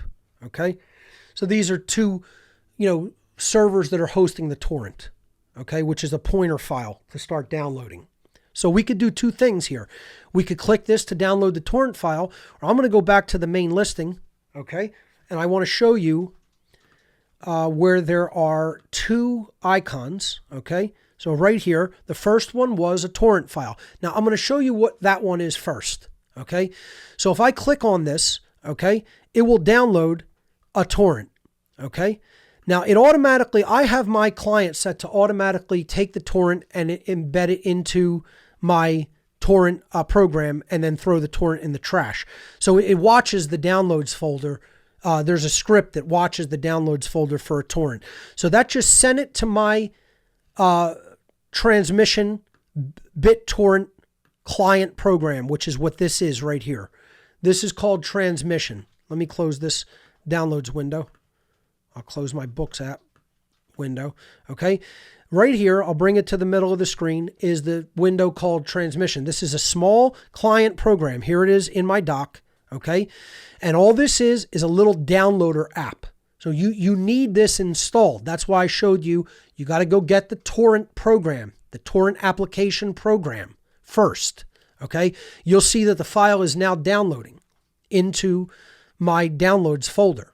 Okay, so when this bar goes all the way across as it makes more connections, I'm going to briefly zoom in. Let's see if my zoom function works. Can't zoom in while I'm connected to the HDMI, so I can't do that. In any event, it's showing you right here that I'm downloading from 7 out of 7 peers that I've made a connection to. Now, it's just made a connection to an 8th peer, but I'm still downloading from 7. It shows you the download speed. I'm downloading at about 2 megabytes per second, which is fairly fast. Okay, now if I click on this, that highlights it pretty nicely anyway. But if I click on this, I can hit this button here that says Inspector. Okay, and I can look at more info. Okay, so here's how much of the file I have. I have about 5.2% so far and climbing. And it'll get faster as I connect to more people who will send me the file. Okay, so this is info about the file, okay? How many pieces exist, okay? The hash of the file, its security, its creator, etc., date created, okay? This will show me how much of the file I have in a pictorial representation, okay? This will show me the trackers that the torrent has been announced on, okay? Or basically where it's being shared. And then this one is interesting. These are the peers that are connected to the network. So these are peers that are actually sharing the file. If I click this column, it'll show me who has the most of the file. So there's a few people that have very little of the file, and then these people at the top, these three are seeders, meaning that they have the complete file, as shown by, there's a check mark here. I'll make this a little bigger for you. Let's pull this over. There we go. So this shows me how fast I'm downloading from each peer on the network. And these three green peers here are seeders because they have 100% of the file. So you see the file is doing pretty well. Okay, I have almost 10% of it already. So we'll let that download as I explain more. Okay, we'll just leave that going in the background. And in a few minutes, I'll have that whole file and I'll be able to play that documentary. Okay. So let me just download that torrent file again real quick. I actually just threw it out, but I want to download it again to show you what the torrent file is. Okay. So I'm downloading that. I'll go to my downloads folder. This is the actual torrent file. Okay. And all this is a pointer. It's a little text. I could actually even maybe open it up in a text editor. Okay.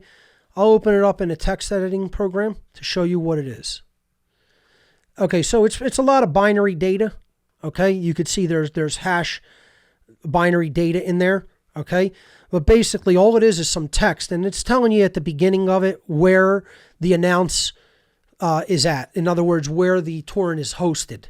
Okay, at some future point, I know this could get a little technical, but at some future point, I'll show people how to host using BitTorrent. Like if you have a file you want to host and you want to get it around internet censorship, you can host it via BitTorrent. There's no way for them to stop it. They'd have to shut down the entire network.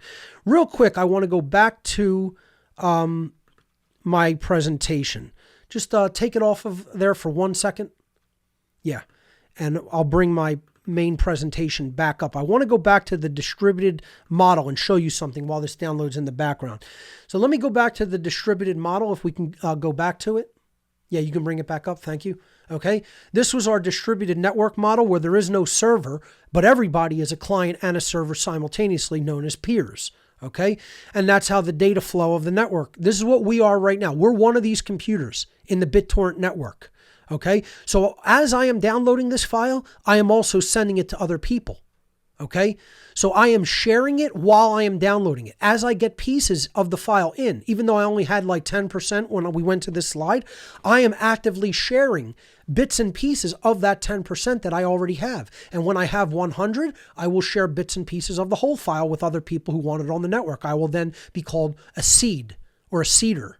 Okay, the more people that have the files on a distributed network, the easier it is to share the files. It's the exact opposite of the client-server model.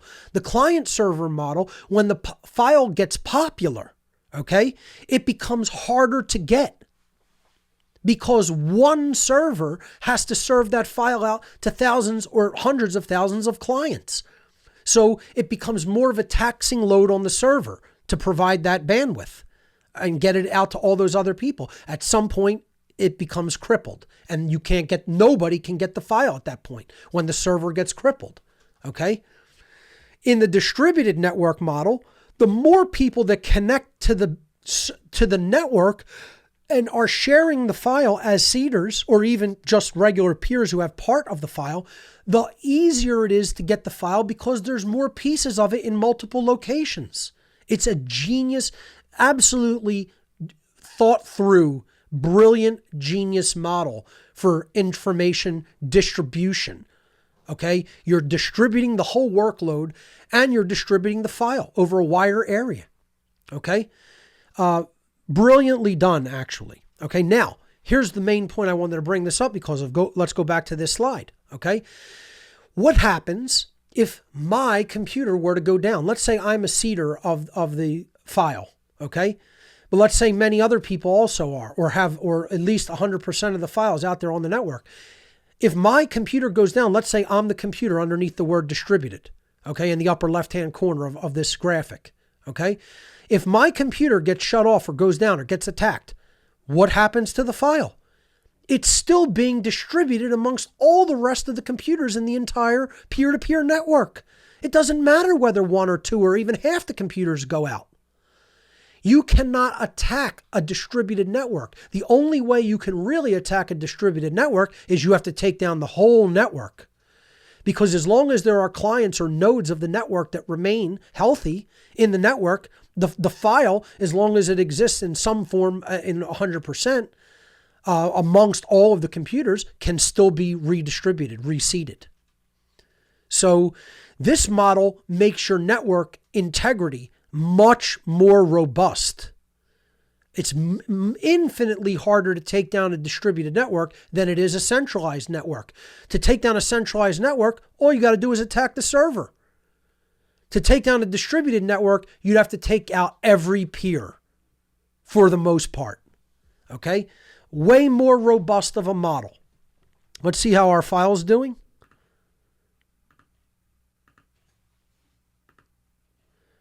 All right, we're at 31%, so doing pretty well. So in a few minutes, we'll be able to play that documentary, okay? And I highly recommend it, by the way, which is why I chose to download it. Okay, so let's go to the explanation of what these magnet icons are, these like U magnets, okay? So let's say I want... let me look for another one that I might want here just in looking. I'll tell you what I'll do. How about if I do this? I'm going to sort by seeds. Okay. Let's do... excellent documentary. Actually, one of my favorites. Secret of Alchemy by Jay Widener. Okay. So what I'm going to show you here is the difference between a torrent file, which is that little file that I downloaded, okay, that has to be hosted on some type of a tracker, versus a magnet link, okay? So Secrets of Alchemy is a documentary put out by Jay Widener. This is based on a lot of the content of the book called The Great Cross of The Mysteries of the Great Cross of Henday. This is actually called The Secrets of Alchemy, The Great Cross, and the End of Time. It came out, I think, back in... might have been 2010, I think, or 11. Not really 100% positive, but it is a great documentary about the Cross of Henday, which many people don't know about, which is an alchemical monument in southern France on the border between France and Spain that has a lot of imagery of the tarot on its base, has a lot of very intriguing symbolism on the cross, misspellings that no Latin scholar or alchemist would ever misspell, obviously done deliberately to, hide some sort of a cryptic message. And Widener breaks down the symbolism on this cross, talks about how it may be some sort of a warning about some sort of a potential deluge or some type of cataclysmic event, a natural cataclysm. So it is a, let's see what the actual content is. I'll go into the folder here. It is an MP4 file. Okay. So, a magnet link is the entire, all of the data that you need to, find the data that you are going to download. You don't need the torrent file. It's like a distributed hash table that contains all of the data about where your client needs to go to get the file. Okay. Or what connections it needs to make to get the file. And that magnet link can be shared anywhere, okay? It's just a link. That's all the magnet link is. So let me go back to the page where this was at, and I want to show you the actual magnet link. So I'm going to download this through the magnet, okay? So here's a magnet link. Now, what you have to understand magnet links is these are like torrent files, but they don't need to be hosted. So anywhere you can post text, So you can send this over your phone in a text message. You could text this on Signal. You could text this on Telegram. You can put this up in a forum on the internet. You can post the magnet to Facebook. Okay. You can send it via Skype. Okay. There is no way the only way you can stop a magnet link from being shared is to shut the internet down, because you would have to stop all text transmission over the internet. Think about that. Okay. So magnets are impossible to stop. But the problem is most people don't even know about this technology, even though it's been around for over 10 years. Okay. So if I just look at how long this URL is, okay, I'm going to go right here. Okay. I'm going to right click and I'm going to say copy link location. All right. Now I'm going to bring up a text editor. Okay. And I'm just going to paste this link in to show you what it looks like. This is the entirety of the link. I'll make it larger. Sorry. Okay, right there. Let me make it really big. Okay, right there is the magnet. Okay, that link is giving you the data that you need to get that file. Anybody who shares that text can get that file. That's all a magnet link is. Okay, so I have magnets, the magnet protocol set to be accepted by my BitTorrent client here, which, by the way, we have over 50% of the file already. Okay, pretty large MKV Matroska file. It's an HD video file, about clocking in at about 3.3 gigabytes. Okay, it's going to be nice quality when we finally get that. Okay, but let's say I want Secrets of Alchemy. This is obviously a much smaller, older MP4 file, 420 megabytes, okay? Being shared by about the same amount of people. I'm going to click the magnet link. That's going to push it right into my torrent client. Boom. Now, this is what's called in the magnetized state, okay? When you see this red bar, all right? Now it has just done what is called demagnetized, meaning we've gotten enough information and we are starting to connect to other peers to start to download the file. And now we've connected to 7, and now we're already downloading from 4 out of the 7. So now the file will start coming in. Okay? Now, folks, a lot of people are dissuaded from even going on to other areas of the internet, the quote dark web, whatever you want to call it. They're so scared. They're so swayed by propaganda. Okay? The chances of anyone doing anything to come after you because you are downloading information from BitTorrent sites is practically negligible. Okay. The whole thing is here, this is how research is done. This is called fair usage for research purposes. Okay. This is getting information into people's hands who need to hear, see, and understand this information. Okay. So I'm not interested in hearing, oh, this or that, or I'm worried about this agency or MPAA or RIAA. I could care less. I could care less about all your copyright claims. Okay? I am talking about when we need to do research and you need to look up documentaries and you need to look up books and you need to research and understand. Guess what? Go and give people who you think did a good job with their research, go and buy the original. You know, this makes the information shareable and able to be freely distributed so that people can learn. Okay, then if you want to go and support people, you go and support their work. That's how I do it. That's what I do. You know, I just bought a book that was put out by Jim Keith. I mean, he's dead long ago now. I just bought physically one of his books because I think he does such a great job. You know, go and support people's work. You know, my friend James Yeager, I can tell people, he gave me permission to tell people I'm going to be in the filmmaker James Yeager's next film. Very happy, very honored to be asked. I was asked this week. James Yeager is the filmmaker who made Fiat Empire about the Federal Reserve System many years ago. He's made many great films. He made Original Intent. He made Corporate Fascism. He made Cultural Marxism. He made Spoiler. He made Molon Labe. He made Good Guys with Guns. So many great documentaries over the year this guy was responsible for. He actually said to me today, he's like, Mark, I can't believe I have never asked you to be in one of my films. And he said, I'm going to correct that oversight, and I'm asking you to be in my new film, which is going to be called Unsustainable. So look for that one from James Yeager. I'm announcing it here for the very first time today on the 9th anniversary show of What on Earth is Happening. I'm going to be in James Yeager, the documentary producer's new film called Unsustainable, which is going to be about the globalist agenda of the UN. And we're going to talk about all of their control freak methodologies, how they've basically ensnared the population into the whole green agenda and carbon tax agenda, and are promoting a totally false notion of sustainability because they want to control energy and people.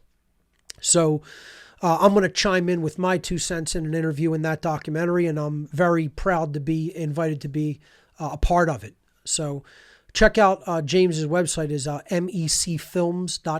MEC Films. I think that stands for Matrix Entertainment Collective. I'm not sure about the collective part, but I know it's Matrix Entertainment.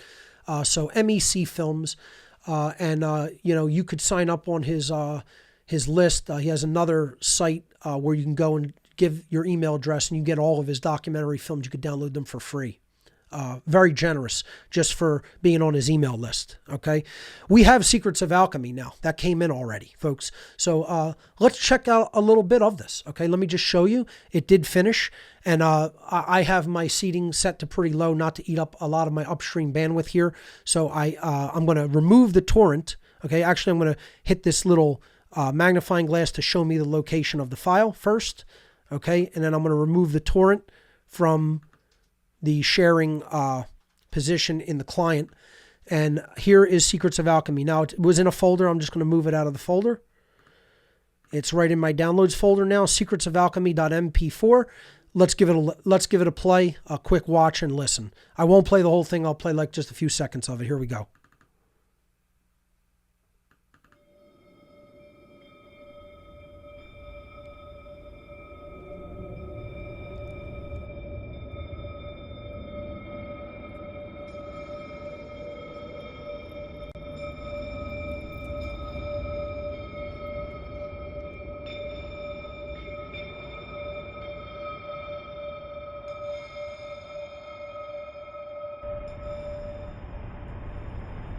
Hi, I'm Jay Widener, and welcome to the Secrets of Alchemy, the Great Cross and the End of Time. Many people ask the question, what is alchemy? This primeval science appears to be a mysterious affair conducted by our ancestors. It has been disparaged by moderns and outlawed by both church and state. The answer to this question is long and involved, and this series will go a long way in answering it. The short answer... All right, folks, so you get the idea. I'll just scrub through it real quick, and you can see this is the entirety of the documentary. A lot of great visuals with this, good audio editing. There's a shot of the Cross of Henday itself. That's the top part of the cross of the alchemical monument called the Cross of Henday. It's a very interesting documentary. The book is even better, I think. I highly recommend the book by Jay Widener and Vincent Bridges. And, I just wanted to show you that you can find research data like this that you will be hard-pressed to find in other places. Okay? And we're going to, let it continue with that, with the Demolition of Truth documentary. Let's see what else they have in here. Let's say I wanted something on Freemasonry. Let's see what they have in here on that. So I'm just going to do a quick search on the site.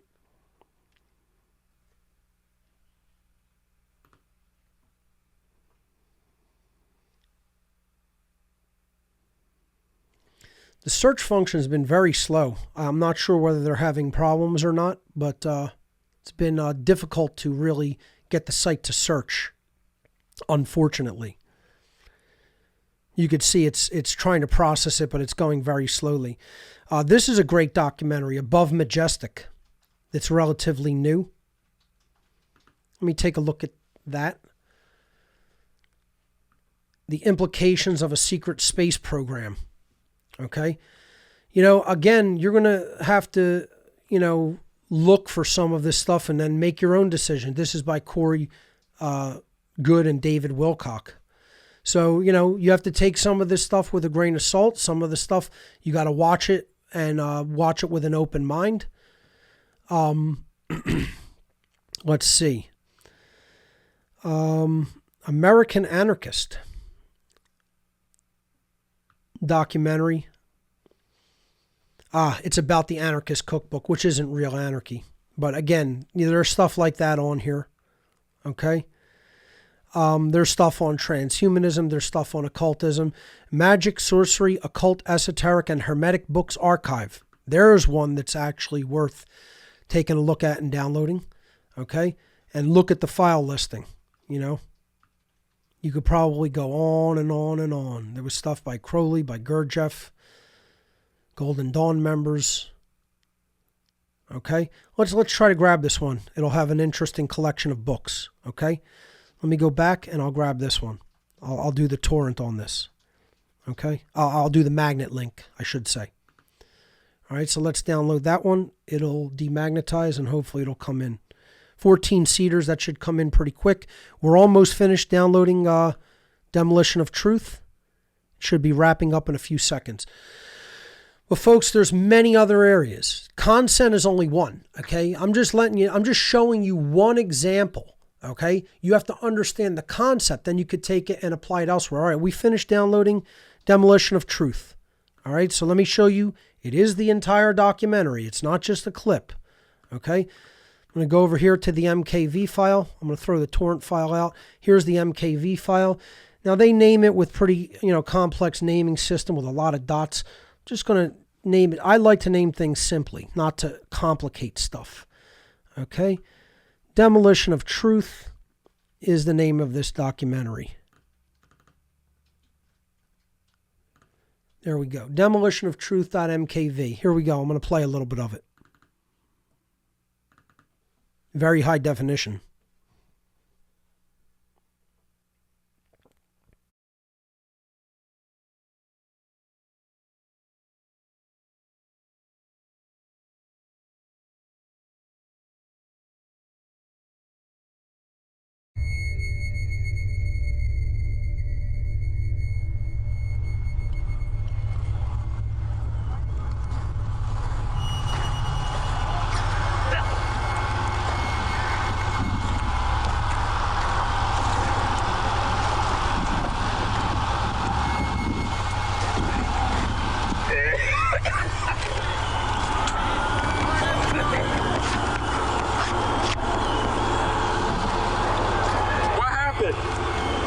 It collapsed. The top floors collapsed down. It was an explosion. We was in the lobby and the third explosion, the whole lobby collapsed on us. Okay, so once again, folks, you get the idea. This is the entire HD documentary of the documentary called Demolition of Truth.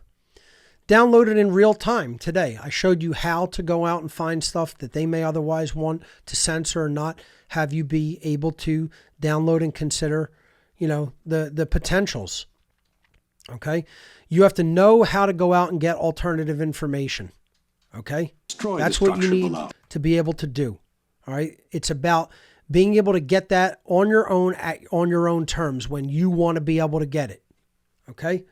So, again, don't memorize tasks or procedures. You are trying to learn the conceptual idea. The concept's introduced. What is the BitTorrent protocol? How does it differ from the web? Okay? How is distributed networking different than centralized networking or client-server model? Okay? What are the programs necessary to be able to do this? Then you could find just sites where you look for things. Okay? You want to find a torrent, with some of my stuff on it. You could just type, here, let's go and type Mark Passio torrent. I don't know if anything will come up, but let's try it. Wrap Mark Passio in quotes and then the word torrent. Let's see what happens. Fake ass Christians and natural law on a BitTorrent site. Torrents 2.eu. Well, there you go.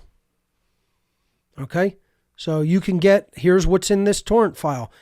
There's ebooks showing some, background information. Okay, there's videos of Streetwise Spirituality, of Art Capozzi's Pattern Recognition Time, which was the prelude to my natural law seminar in New Haven. And then Demystifying the Occult, Fake Ass Christians, and Natural Law Seminar. So if you wanted to download that torrent, it's available at this site. Okay?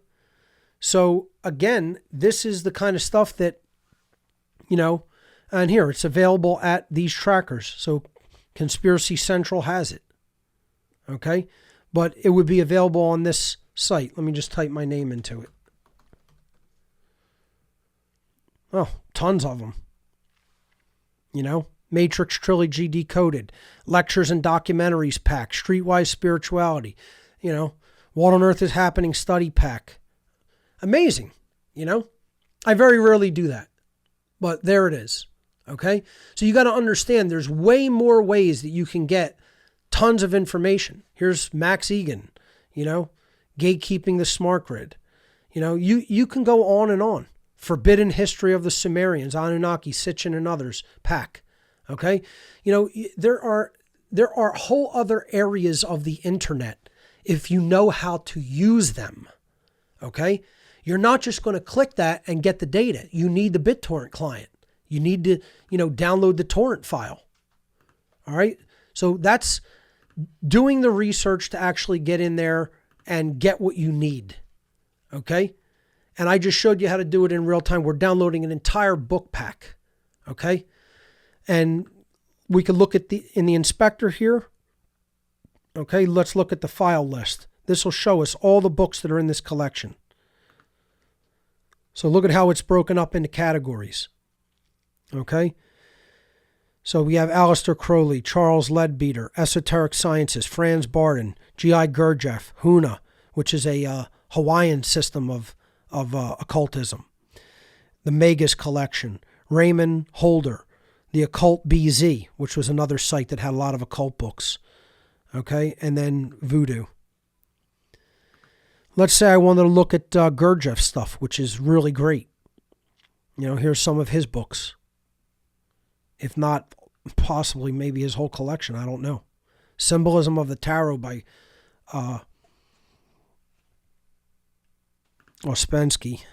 And then, so these aren't finished downloading yet. Some of them may finish earlier than others. Sometimes you could actually, okay, so some of them have finished. So, let's say,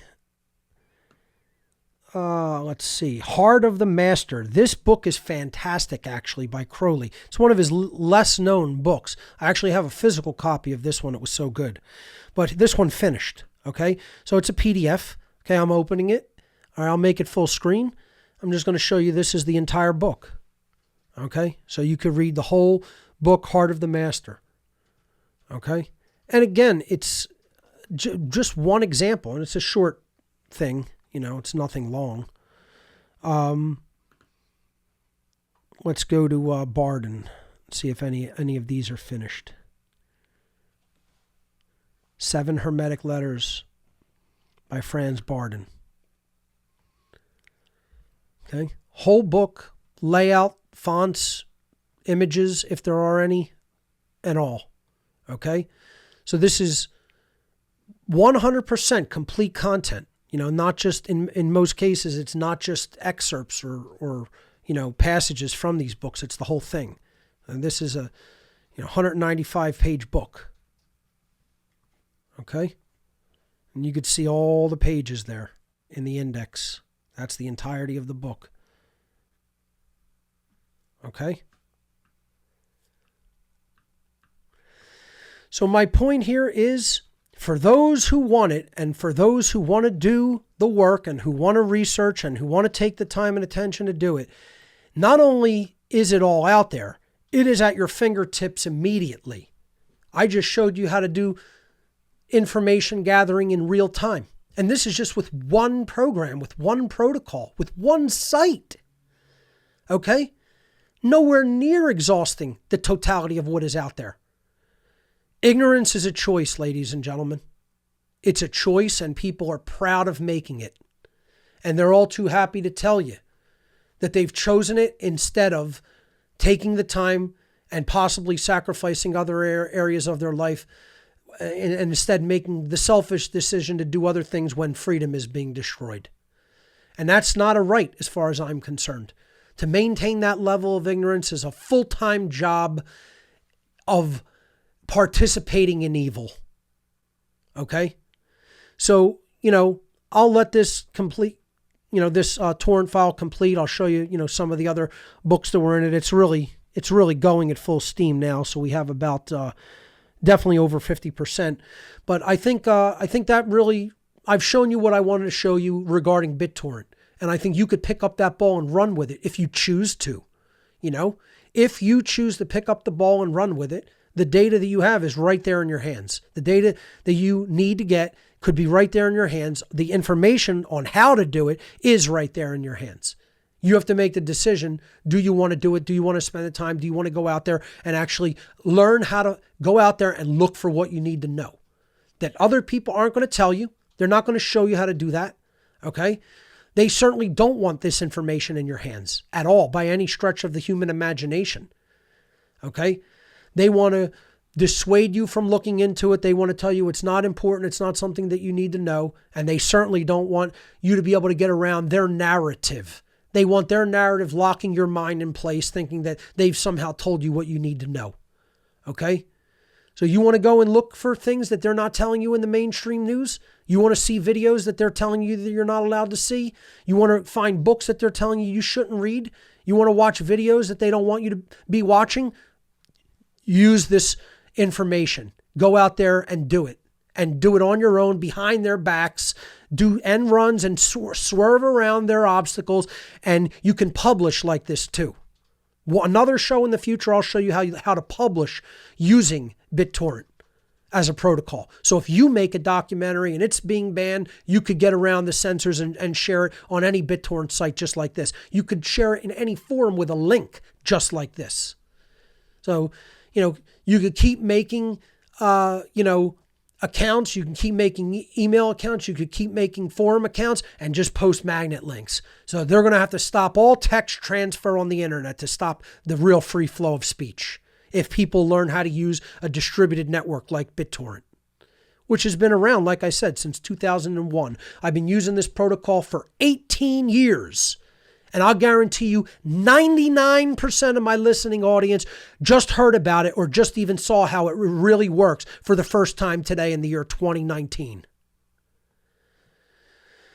So with that being said, I'll let that continue and let's go to your calls. I'll take calls until the end of the show on anything you want to talk about, including, information in the age of censorship, distributed networking models, my 9th anniversary show, and anything else you want to ask about. So let's jump over to that. I'll let that continue to download in the meantime. Let me go into I'll quit some apps here to free up some resources. Let me go into my Discord client, get my headset on, and hopefully this goes smoothly. All right. Okay, here we go. Taking your calls for the duration of the show on this 204th edition of What on Earth is Happening. We have CJK3279. You're live on What on Earth is Happening. Welcome. CJK, you're live on What on Earth is Happening. Welcome to the show. Unmute yourself. CJK3279, you're live on What on Earth is Happening. Welcome. All right, you're unmuted at the server end, so please unmute your microphone on your Discord client. I'll give you a couple seconds. All right, I'll try to come back to you. Sorry.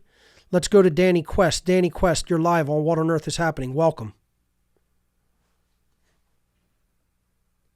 Okay, I am assuming people are hearing me in the room. Just make sure you guys are unmuted on your end. I am unmuting you from the server end when I want to take your call. Are they not hearing me for some reason? Danny Quest, you're... Yeah. Looks like we're having some audio. Looks like we're having some audio difficulty. Let's try it again. Danny Quest, can you hear me? Should I take my headset? Am I coming in? There he goes. We got him. Danny Quest, you're live on Am I coming in live? Yes, you are. I can hear you loud and clear. Am I in? Am I coming in? Yes, I can hear you, Danny. Go ahead. There we go. Got him. Danny Quest, you're live on Coming in live. Yes, you are. I can hear you loud and clear. Seems like a bit of a delay. Yeah, you're listening on delay, so you have to listen in Discord, not in your web browser. Turn me off on the show and only listen in Discord. We have to make that very clear in the Discord instructions. Yeah, you're listening on delay. So you have to listen in Discord, not in your web browser. Danny, I'm going to come back to you because you're still listening in on delay. All right, let's go to... Let's try Surreal Sage. Surreal Sage, you're live on What on Earth is Happening. Welcome to the show. Hey. Hello, can you hear me? Yes, I can, loud and clear. Awesome. I'm so glad to be on, and I'm very grateful that you've been doing 9 years. Just discovered you before the new year when I was kind of overwhelmed at the amount of information that is available at our fingertips. And just kind of ask the question, help me just get to the truth, help me get to the root. And if so if I may ask, how did you actually discover What on Earth is Happening, or my material in general? I actually met a guy named James and just got acquainted with him, and he was watching your material, and he just started on the journey himself 6 months ago. And we've listened to your natural law seminar now going on maybe 3 or 4 times, and we're going through your slides and transcribing it all. And we're really excited about doing the work here in the Royal Oak area, Flint area, Detroit area. So, yeah. Really I appreciate excited. that a lot. I'm very glad because a lot of new people are coming into it, and it seems like people are really clamoring and scrambling for the information now because, things are closing in and, things are degenerating in our society more and more. And I find that new people come to it every week, literally. They discover it, as late as, right now. And, so it's always good to hear new people coming into this information. So I salute you for, having discovered it and looking beyond the traditional paradigm that the mainstream media wants to put out to people. Absolutely. I'm just grateful that you have persisted at doing what you, because it is very... it always just comes up for me in conversation ever since discovering you. And I just want to, thank you. I don't really have a question off the top of my head, but I do want to just express my gratitude for you to continue to do the work, and so that we can be educated enough to go out and do the work ourselves, because you're right. We all need to come together and really take responsibility for where the world is and really get our heads out of the sand. I came from the new age kind of background of people, and it didn't really vibe completely with me in a lot of ways. So it definitely came at the perfect time in building a business to help shift the consciousness of the world. And your work is going to be paramount to bringing it to fruition at the core level. I very much appreciate that sentiment. Thank you. And one other quick thing I want to ask you. In seeing the technological demo that I gave here today, do you think that was, targeted well? Was that do you think the average person will be able to see that and learn from it and say, hey, I can do this. I can, go out there and get this stuff and learn how to get around this censorship. Is it do you think it's too much? Is it right on? Was it balanced enough for people who aren't very tech savvy to understand what I did there, you think? I think it was. I mean, I came from savvy. I was a gamer back in high school. And I had views all set up, and I actually am very grateful that I joined today because I didn't have a place to get torrents. I used to go to Pirate Bay, and they don't have that anymore. So I'm going crazy right now. But I think you were really great at explaining it. It is still out there. You can still access it. If you email me, I can help you locate that. But there, things shift and move around because of obvious censorship issues.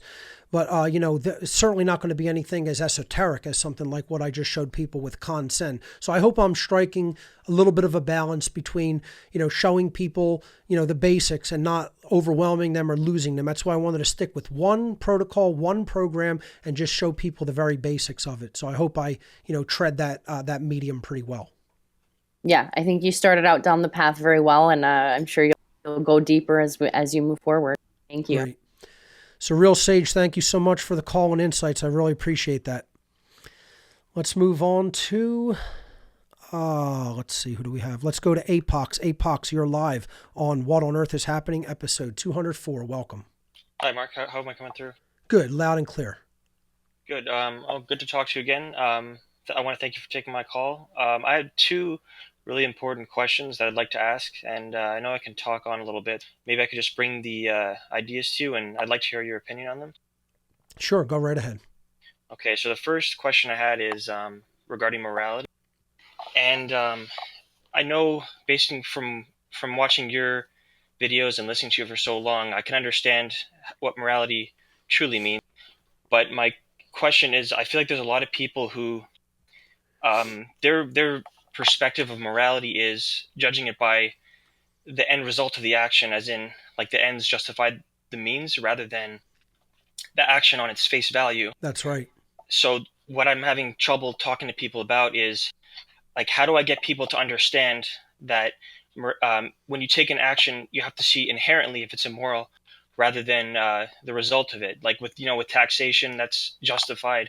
A lot of other different things are justified as well. Yeah, it is because people have been sold on the ends justifies the means mentality or ideology. And that's the problem. Then they can't see that something that is actually immoral is harming someone in the moment because they are looking at a future thing that they want to do with the robbed money that was robbed at violence and or gunpoint. You have to always take it down to two people. That's how I always think works effectively. Do rights change because there are more people in the world? And some people will insist that they do. They'll actually think, yes, rights change because they're all wrapped up in situational ethics instead of actual moral issues. They don't understand that those are two different things, okay? A situational ethical scenario may be, well, you don't take a cutting implement and lop off somebody's leg because you feel like it. But a doctor may need to do that if someone's leg has become so gangrenous that the infection of gangrene is going to spread throughout the body and kill the person. Well, yeah, in that situation, the amputation of a limb is something that is not only moral but required to do if you're going to save the person's life. Okay, but it doesn't mean that morally you would have the right to do that just in any situation. And so these people they don't understand the difference between morality and a situation where you might do something that you could label as, quote, harmful to somebody, but it is required to be done with their consent, okay? The whole point is coercion is always involved when the action is immoral.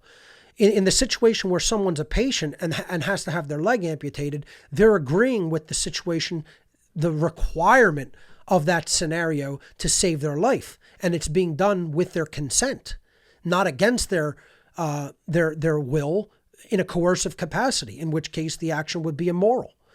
You have to take it down to two people in the world. If it was only you and one other person, would you have the right to do this to that other person? And see, the thing is if people are being honest with themselves, they would answer the scenario honestly and say, no, in a situation where there are only two people in the world, I would not have the right to do this coercive or violent behavior to another individual. But you know what? The problem is most people aren't honest with themselves. See, most people will sit there and bold-faced lie right to another person about something that they really deep down inside know to be true. See, that's why I was saying it in a conversation I was having earlier. Some people will say, I'm just too busy. I'm just too, concerned with other areas of my life. I have this responsibility, or I have this many children, or I have this job, or whatever. But it's all justification. It's like at some point I have to look at somebody in the face and go, I don't believe you. I think you are lying about what you say you have to do, or what you say you know. I don't believe people are as ignorant as they make themselves out to be. At some point, you have to call people on their bullshit and say, you're a liar. You are actually lying, not only to me, but you're lying to yourself. Nobody wants to hear that, but guess what? That's the way that it is with most human beings. More people than not are lying to themselves and not telling themselves the truth about what actual morals are in any given situation, because they just want to say, I don't want to be held responsible, and the ends justify the means. And as long as I get my way and I win, and things are not changed, and I don't have to do anything differently, then so be it. But they're not really telling themselves the truth, And I think that's why the truth community has to press these people's feet to the fire more. The problem is there's too much comfort in everyday conversation. See, this is why, in a lot of ways, I have sequestered myself more and more, to be honest with people. I don't like going out as much. I don't like being around people because I'm the kind of person that will be so confrontational that I'll make the whole room uncomfortable. Okay? But it gets to a point where then it's going to come to physical confrontation at some point. And that's why, I don't want those problems. I don't want those problems because I know what I'm capable of too. Right? And if somebody did try to mess with me physically, I'll hurt them really, really, really bad. So I don't want to put myself in those scenarios with the hard-headed type of people that are out there regarding what's really true about morality. And then people who want to tell me they know what's going on when they haven't been in the places I've been. They want to tell me I don't know what I'm talking about when it comes to the occult. And they've never been in an occult order in their entire life. In their whole lives, they've never been in one situation I've been in. And they want to tell me I don't know what I'm talking about. Go to a bar where all veterans hang out and ask them where they served in the armed forces. Often maybe they're missing a limb. Okay. Oh, you lost that limb in Fallujah? Well, guess what? Fuck you, buddy. You were never even in Fallujah. How about that? See what happens to you. See if you end up without a piece of glass in your eye. You know what I'm saying? And this is like what I deal with from people, because they have no frame of reference to even process the experience that I've had in life, which is why in most cases, when I realize I'm dealing with people who are totally disingenuous, who are lying themselves and others, it makes me want to just sequester myself. That's what I do, but I'm just saying that other people have to get out there and put the time in. See, I do it like this. I do it out on the airwaves. This way, you can sit with the information, there's nobody to talk to. It's out there. It's a one-way directional flow. It's from me to everybody else. The calls give it opportunity for interaction. But in general, what I am trying to do, that's why I don't put comments. I don't want a bunch of asinine people who don't know what they're talking about, spouting, looking like the guy I put in my presentation from that movie, Team America, okay? Putting in the presentation, spewing his verbal diarrhea everywhere. That's what 99.99% of human beings sound like when I'm out in public. Okay? And it becomes painful. It becomes painful to be around. Okay? When you know what you know, and you have people who absolutely know nothing trying to tell you that you don't know what you have come to understand through personal experience. Through personal experience, not through reading about it in books or hearing about it from other people, from actually being in the rooms with these people who are devising these plans and scenarios. And then they want to tell me, I don't know what I'm talking about regarding this stuff. At some point, you got to let people like that go, and you got to be like, it's your funeral. It's your funeral, and you're bringing it closer to you faster and faster.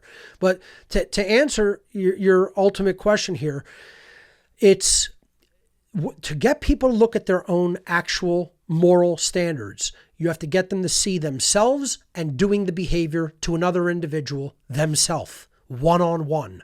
That's the scenario that works the most. I've had limited success with it. Some people lie to themselves. Some people will not engage in that exercise.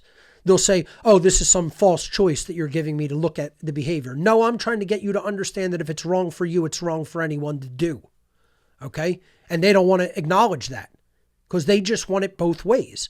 You know, they want to have their cake and eat it too, as the saying goes.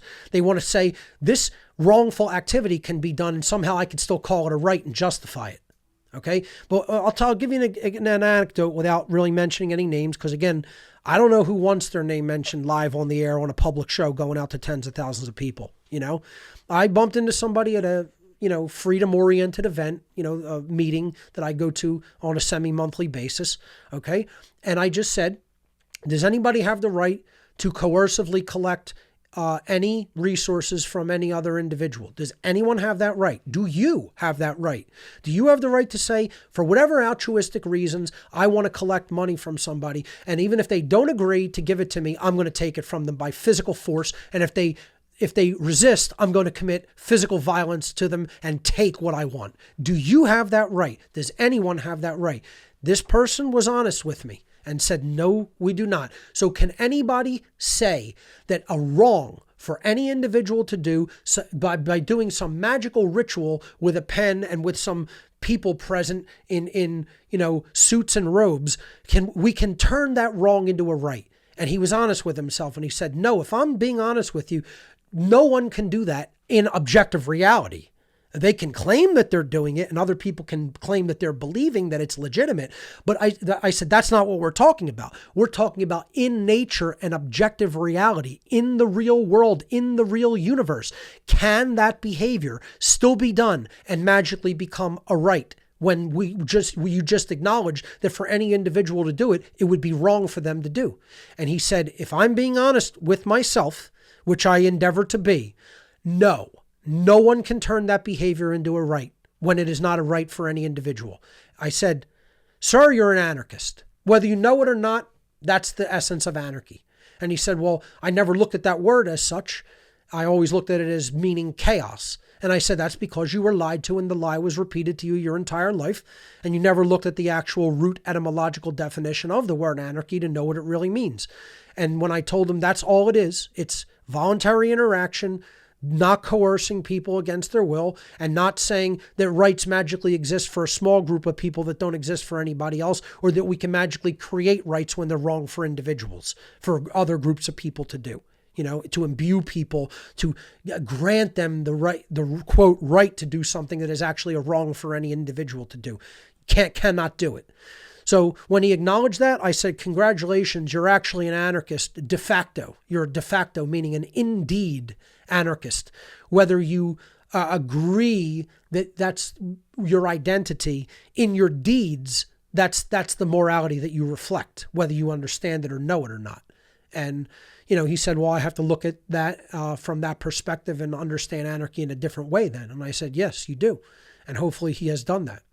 So that's my answer to you about how to go about that. You have to put the person with their own moral values naked in front of themselves and say, would you do this to another individual? Is this what you would advocate that one individual, namely yourself, do to another? What would you do to another individual given that set of circumstances?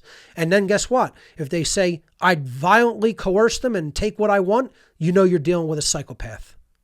But if they're honest with themselves and if they actually do have any real morality left within them, they will say to themselves, no, that's a wrong. It would be a wrong for me and it would be a wrong for anyone. So it can't be legitimized and it can't be justified and called a right.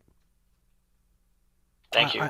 I hope that, maybe you'll have some perspective and luck with that scenario, approaching it that way. I know that's one of the ways Larkin Rose approaches it, especially when he does his Candles in the Dark. That's where he always tries to take people back to, their own individual. What do you advocate? What would you do yourself? What would your action be in that scenario? And then you could hold their feet to the fire and say, you know what? That's really a psychopathic mentality or attitude for you to say you'd actually hurt somebody. When as an individual, you should have no such right to do that. And then watch them squirm, So I appreciate the call. I hope that, gives you a way of, an additional way of looking at that scenario. So, yep. No, go ahead. If you have something else, go ahead.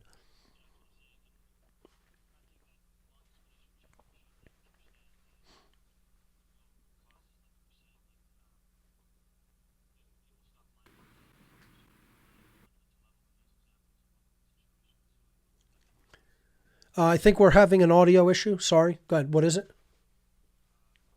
Hold on one moment. Yes. You can. Yeah, mute my mic for a second.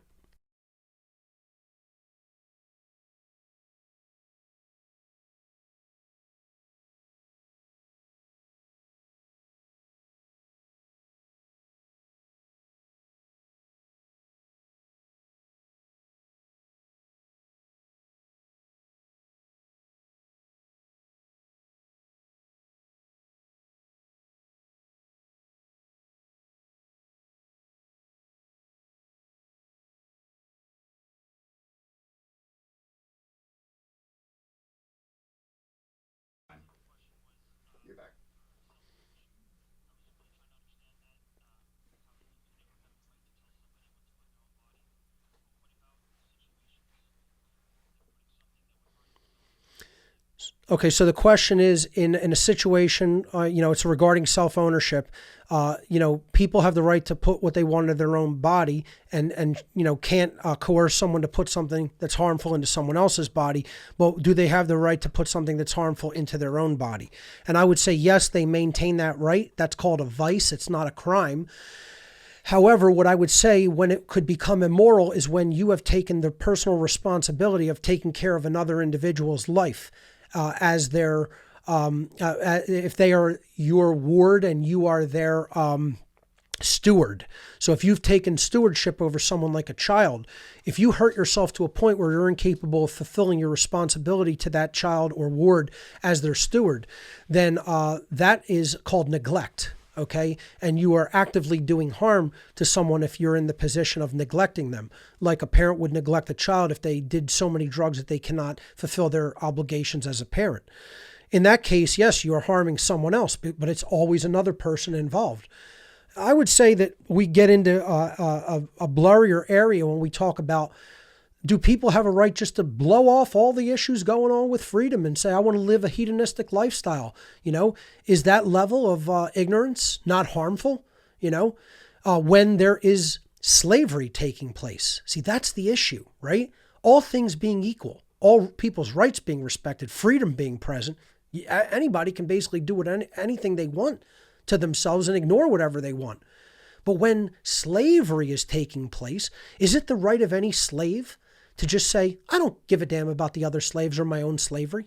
I just want to have as much fun in the slave plantation as I possibly can before I die.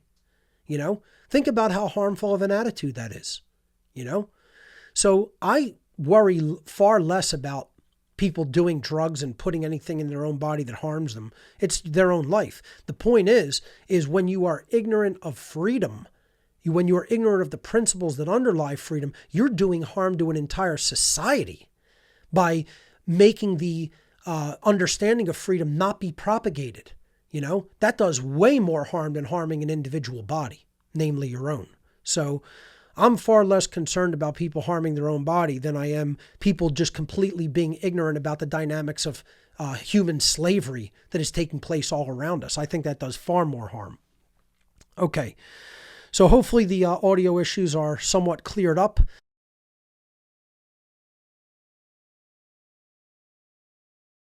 All right, so it looks like we may be having some issues with the caller audio. Let's see if we can clear that up. Let's go to Wisdom, WISM, Wisdom. You're live on What on Earth is Happening. Welcome. You're unmuted on the server end. Just unmute your microphone in the Discord client. Okay. Not hearing their audio. I'm going to jump from them. Let's go to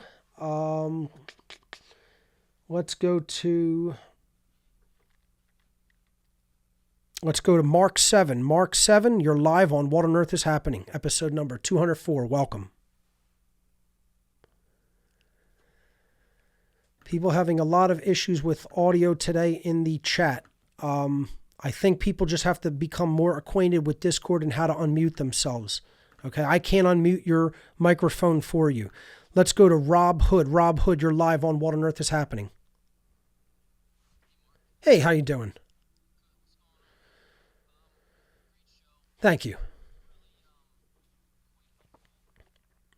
So my producer is saying he's not getting the audio coming in. Let me try something different. I apologize for this, folks. We're having some audio difficulties. Let's hold on. Are you there? I'm here. That went through the wrong speaker. I apologize. Hold on. Okay, go ahead. Do we have him? We don't. Hold on. I may have to quit and relaunch Discord here. I can hear you fine. You're not coming through over the audio stream. So my producer is telling you you're not coming through the main stream. Does he have you now? Say something. Testing 1 2. What's up? We Hey, Mark. definitely have you now. I apologize for that, everyone. We're no still worries. working some things out, but go ahead. Yeah, let me just talk about the Discord real quick. So, Yes. to me, I mean, this is the second time you called on me since, I guess you could say, since you unretired. Yes. And it works, I think, perfectly for me on my end. I'm not the most tech savvy guy, as I probably told you, informed you, but the experience was generally smooth when you went into the correct. server. And what I think maybe is happening with the other people, the people in the call log, is maybe they're listening on their phone. I totally agree. That's what's happening. So And let me they're reiterate. not, yeah, that's a great point. Because I'm on my desktop. I mean, yes. If I may cut into your call time for a moment. No, go for it, man. Let me just inform people once again. I've done this before. When I go to calls, you cannot listen to the show in your web browser, on YouTube, on Facebook. You can't do it. Okay. When I go to your calls, if you want to be one of the calls, okay, that I take, if you want to be a caller on the show, you can't listen to the live stream. You have to only listen to me in the Discord chat room, in the Discord call-in room. You can't listen any other place. The only place you are going to hear me in live, real time, without a delay, okay, because the stream goes out over a delay, but I'm actually talking to the caller in real time through Discord. You have to listen to my audio in Discord only. So I hope that clarifies it for everybody who may be not chiming in when I call on them because they're listening in their web browser or they're listening over YouTube or on Facebook or wherever they're listening. You have to shut that stream off. That is not a real-time stream. That's delayed by, I'm going to say, conservatively 4 seconds, I think. The best estimate is 4. It can be delayed up to 20 seconds. So between like 4 or 5 and 20 seconds, you're hearing that on a delay. Okay. I see in my actual browsers here, or when I check it on my computer, it's around 7 to 10 second delay at any given time, 7 to 11 seconds approximately. Okay. So you have to listen to me to call on you in Discord, nowhere else. So I hope that clarifies it. And I think we put that in the instructions. If not, I'll look at the instructions and I will update them and maybe put that in big, bold text in the instructions on Discord, that you have to listen in Discord for when I call on you. So thank you. Now I'll let you get to your comment or question. Yeah, and I'll just say a little bit more about that, Mark, is so when you call me now, so I'm just a regular layman, right? I'm not like I said, techie or anything like that. What I do is I go right to my headset. The headset's already on.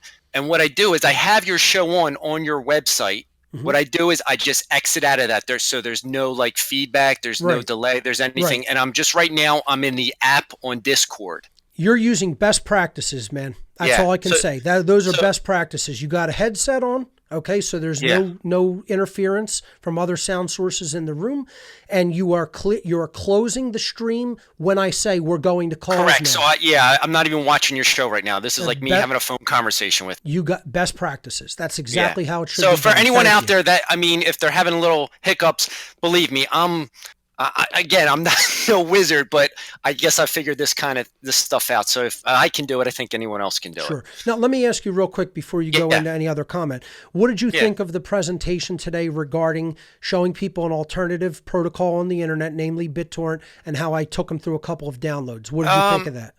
It's eye-opening because let's put it this way. I had a friend in college, so I graduated college 18, 17 years ago, and he was always downloading music and stuff like that.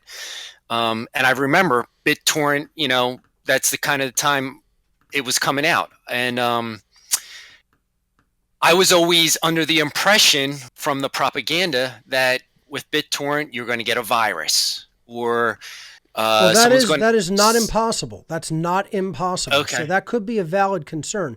As long as you keep your definitions up to date in, Windows security, I would say you'll be okay. But it is not. That's not an invalid concern. Okay. Viruses are floating out around there, so you could always scan the file with any type of antivirus.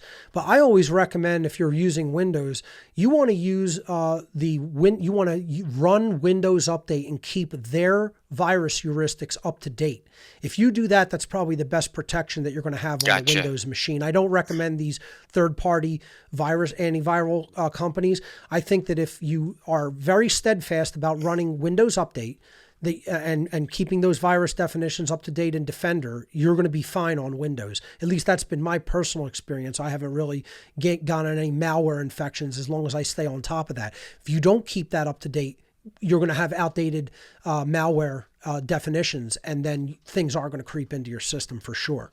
Gotcha. And then the other thing real quick is on the BitTorrent is I thought you would get a knock at the door saying you're doing something illegal.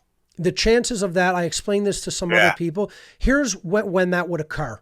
If a movie studio insider takes the reel of a brand new film that has not hit even the theaters, okay, or has not gone to Blu-ray yet, okay, and they give that to you and you digitize that and you're the first one to hit the internet with that in a big, huge movie torrent location, you have a chance that they're going to come after you and sue you. Okay. Okay. If you are putting up, nutritional information, documentaries, books, like I just showed people, occult books, no one is coming after you. That's fear mongering. Okay. At that point. Okay. It works. They just don't. It works. Yeah. They want you to think every small person who's getting any of this esoteric information, you're going to be a criminal. Risk. Yeah. Okay. The movie companies and the recording industry is only coming after people who are putting out the latest and greatest stuff or in the biggest quantities. Okay. Right. They're only going after the people who are like digitizing it first, and they have the hot new thing, and they're getting it out there before anybody else, and they're circumventing their sales. That's all they care about. They don't care about people getting this information out there. However, most people are dissuaded from getting information like this out there because of those very reasons of fear. That's where it's very effective.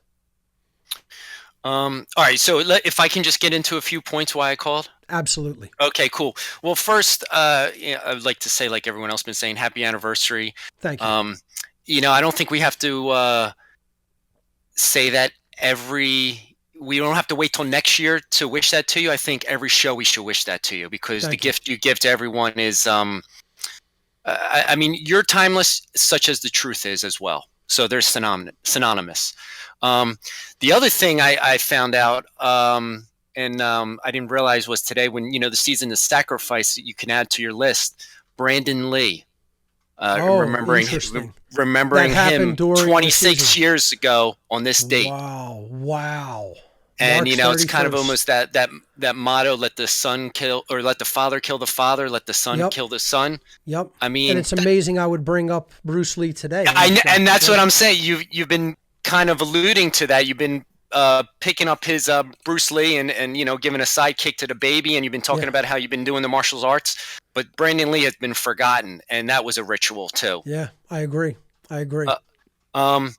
So the other things I wanted to touch upon last week is this whole thing down at Temple University where, they're confirming everyone this mumps outbreak.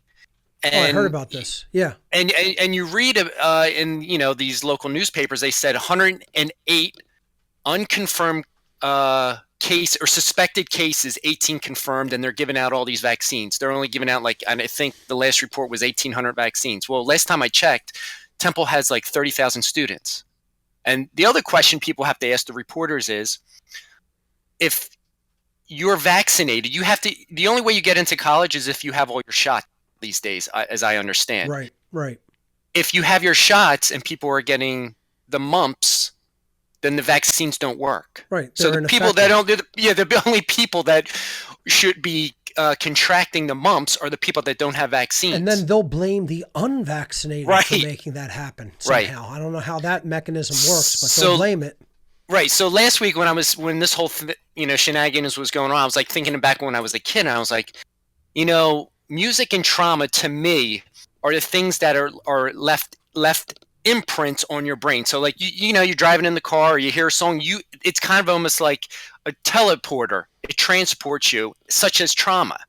And then I recalled Magic Johnson getting the HIV thing, and you remember exactly where you were with that. And that whole star thing with the vaccines and the AIDS scare and all that. So I just wanted to hear your take on the music. You know how like when you hear a song, it teleports you right back to that moment, and then trauma. Yeah. And also, is there some type of connection with that? Is it like the senses? Is it sound?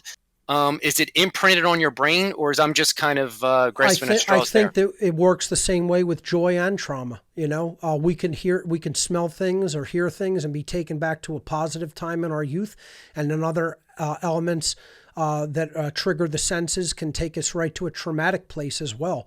So it all depends on what we were exposed to during that time or place or circumstance. It could work in either direction. Absolutely. Okay. Yeah, it's just an interesting phenomenon. Everyone 9/11 doing that day, and I think sometimes routine is the killer of time. Like you were talking about, set aside your distractions. Like if I ask you, are the Phillies playing tonight? People would know. Sure. 9 to 5, daily work life. It's all a distraction from really uncovering the truth. They want people in that routine, in that cycle, so that they never come out of it and never look into what's really ultimately important. To piggyback on the last caller, the drugs, you asked about if someone's doing something harmful, that's just a tool in their toolbox to keep you drugged up so you don't uncover the layers.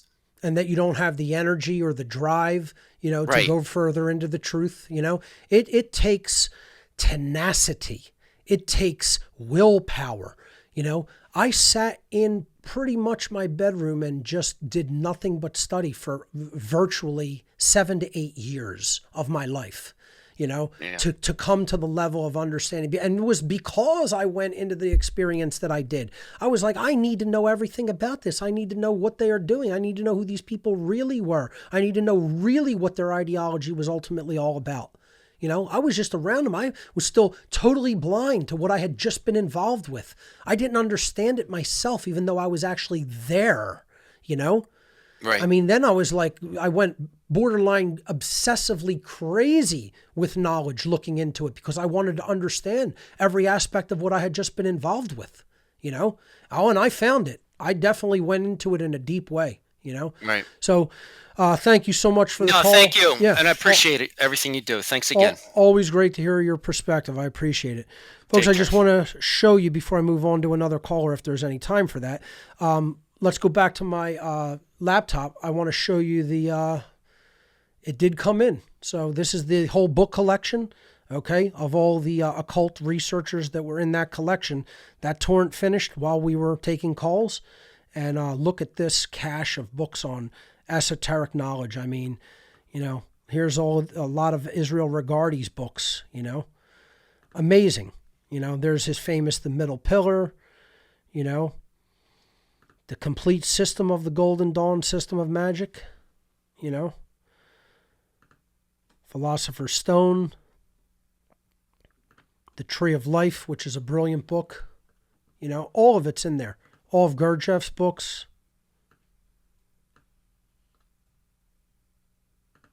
Beelzebub's Tales to His Grandson. That's a great one by Gurdjieff.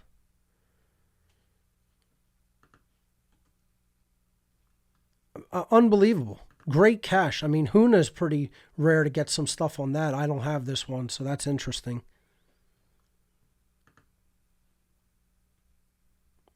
So there you see it. I mean, you can get so much, you know, there's so much out there. And again, this is just a tiny little example, you know, for in a few minutes of what we touched on. So ladies and gentlemen, I think that's all the time we have for this edition of What on Earth is Happening, folks. I hope you learned a lot. We're going to do more technological series in the future. I'm your host, Mark Passio. Thank you for watching. We'll see you right here next Sunday.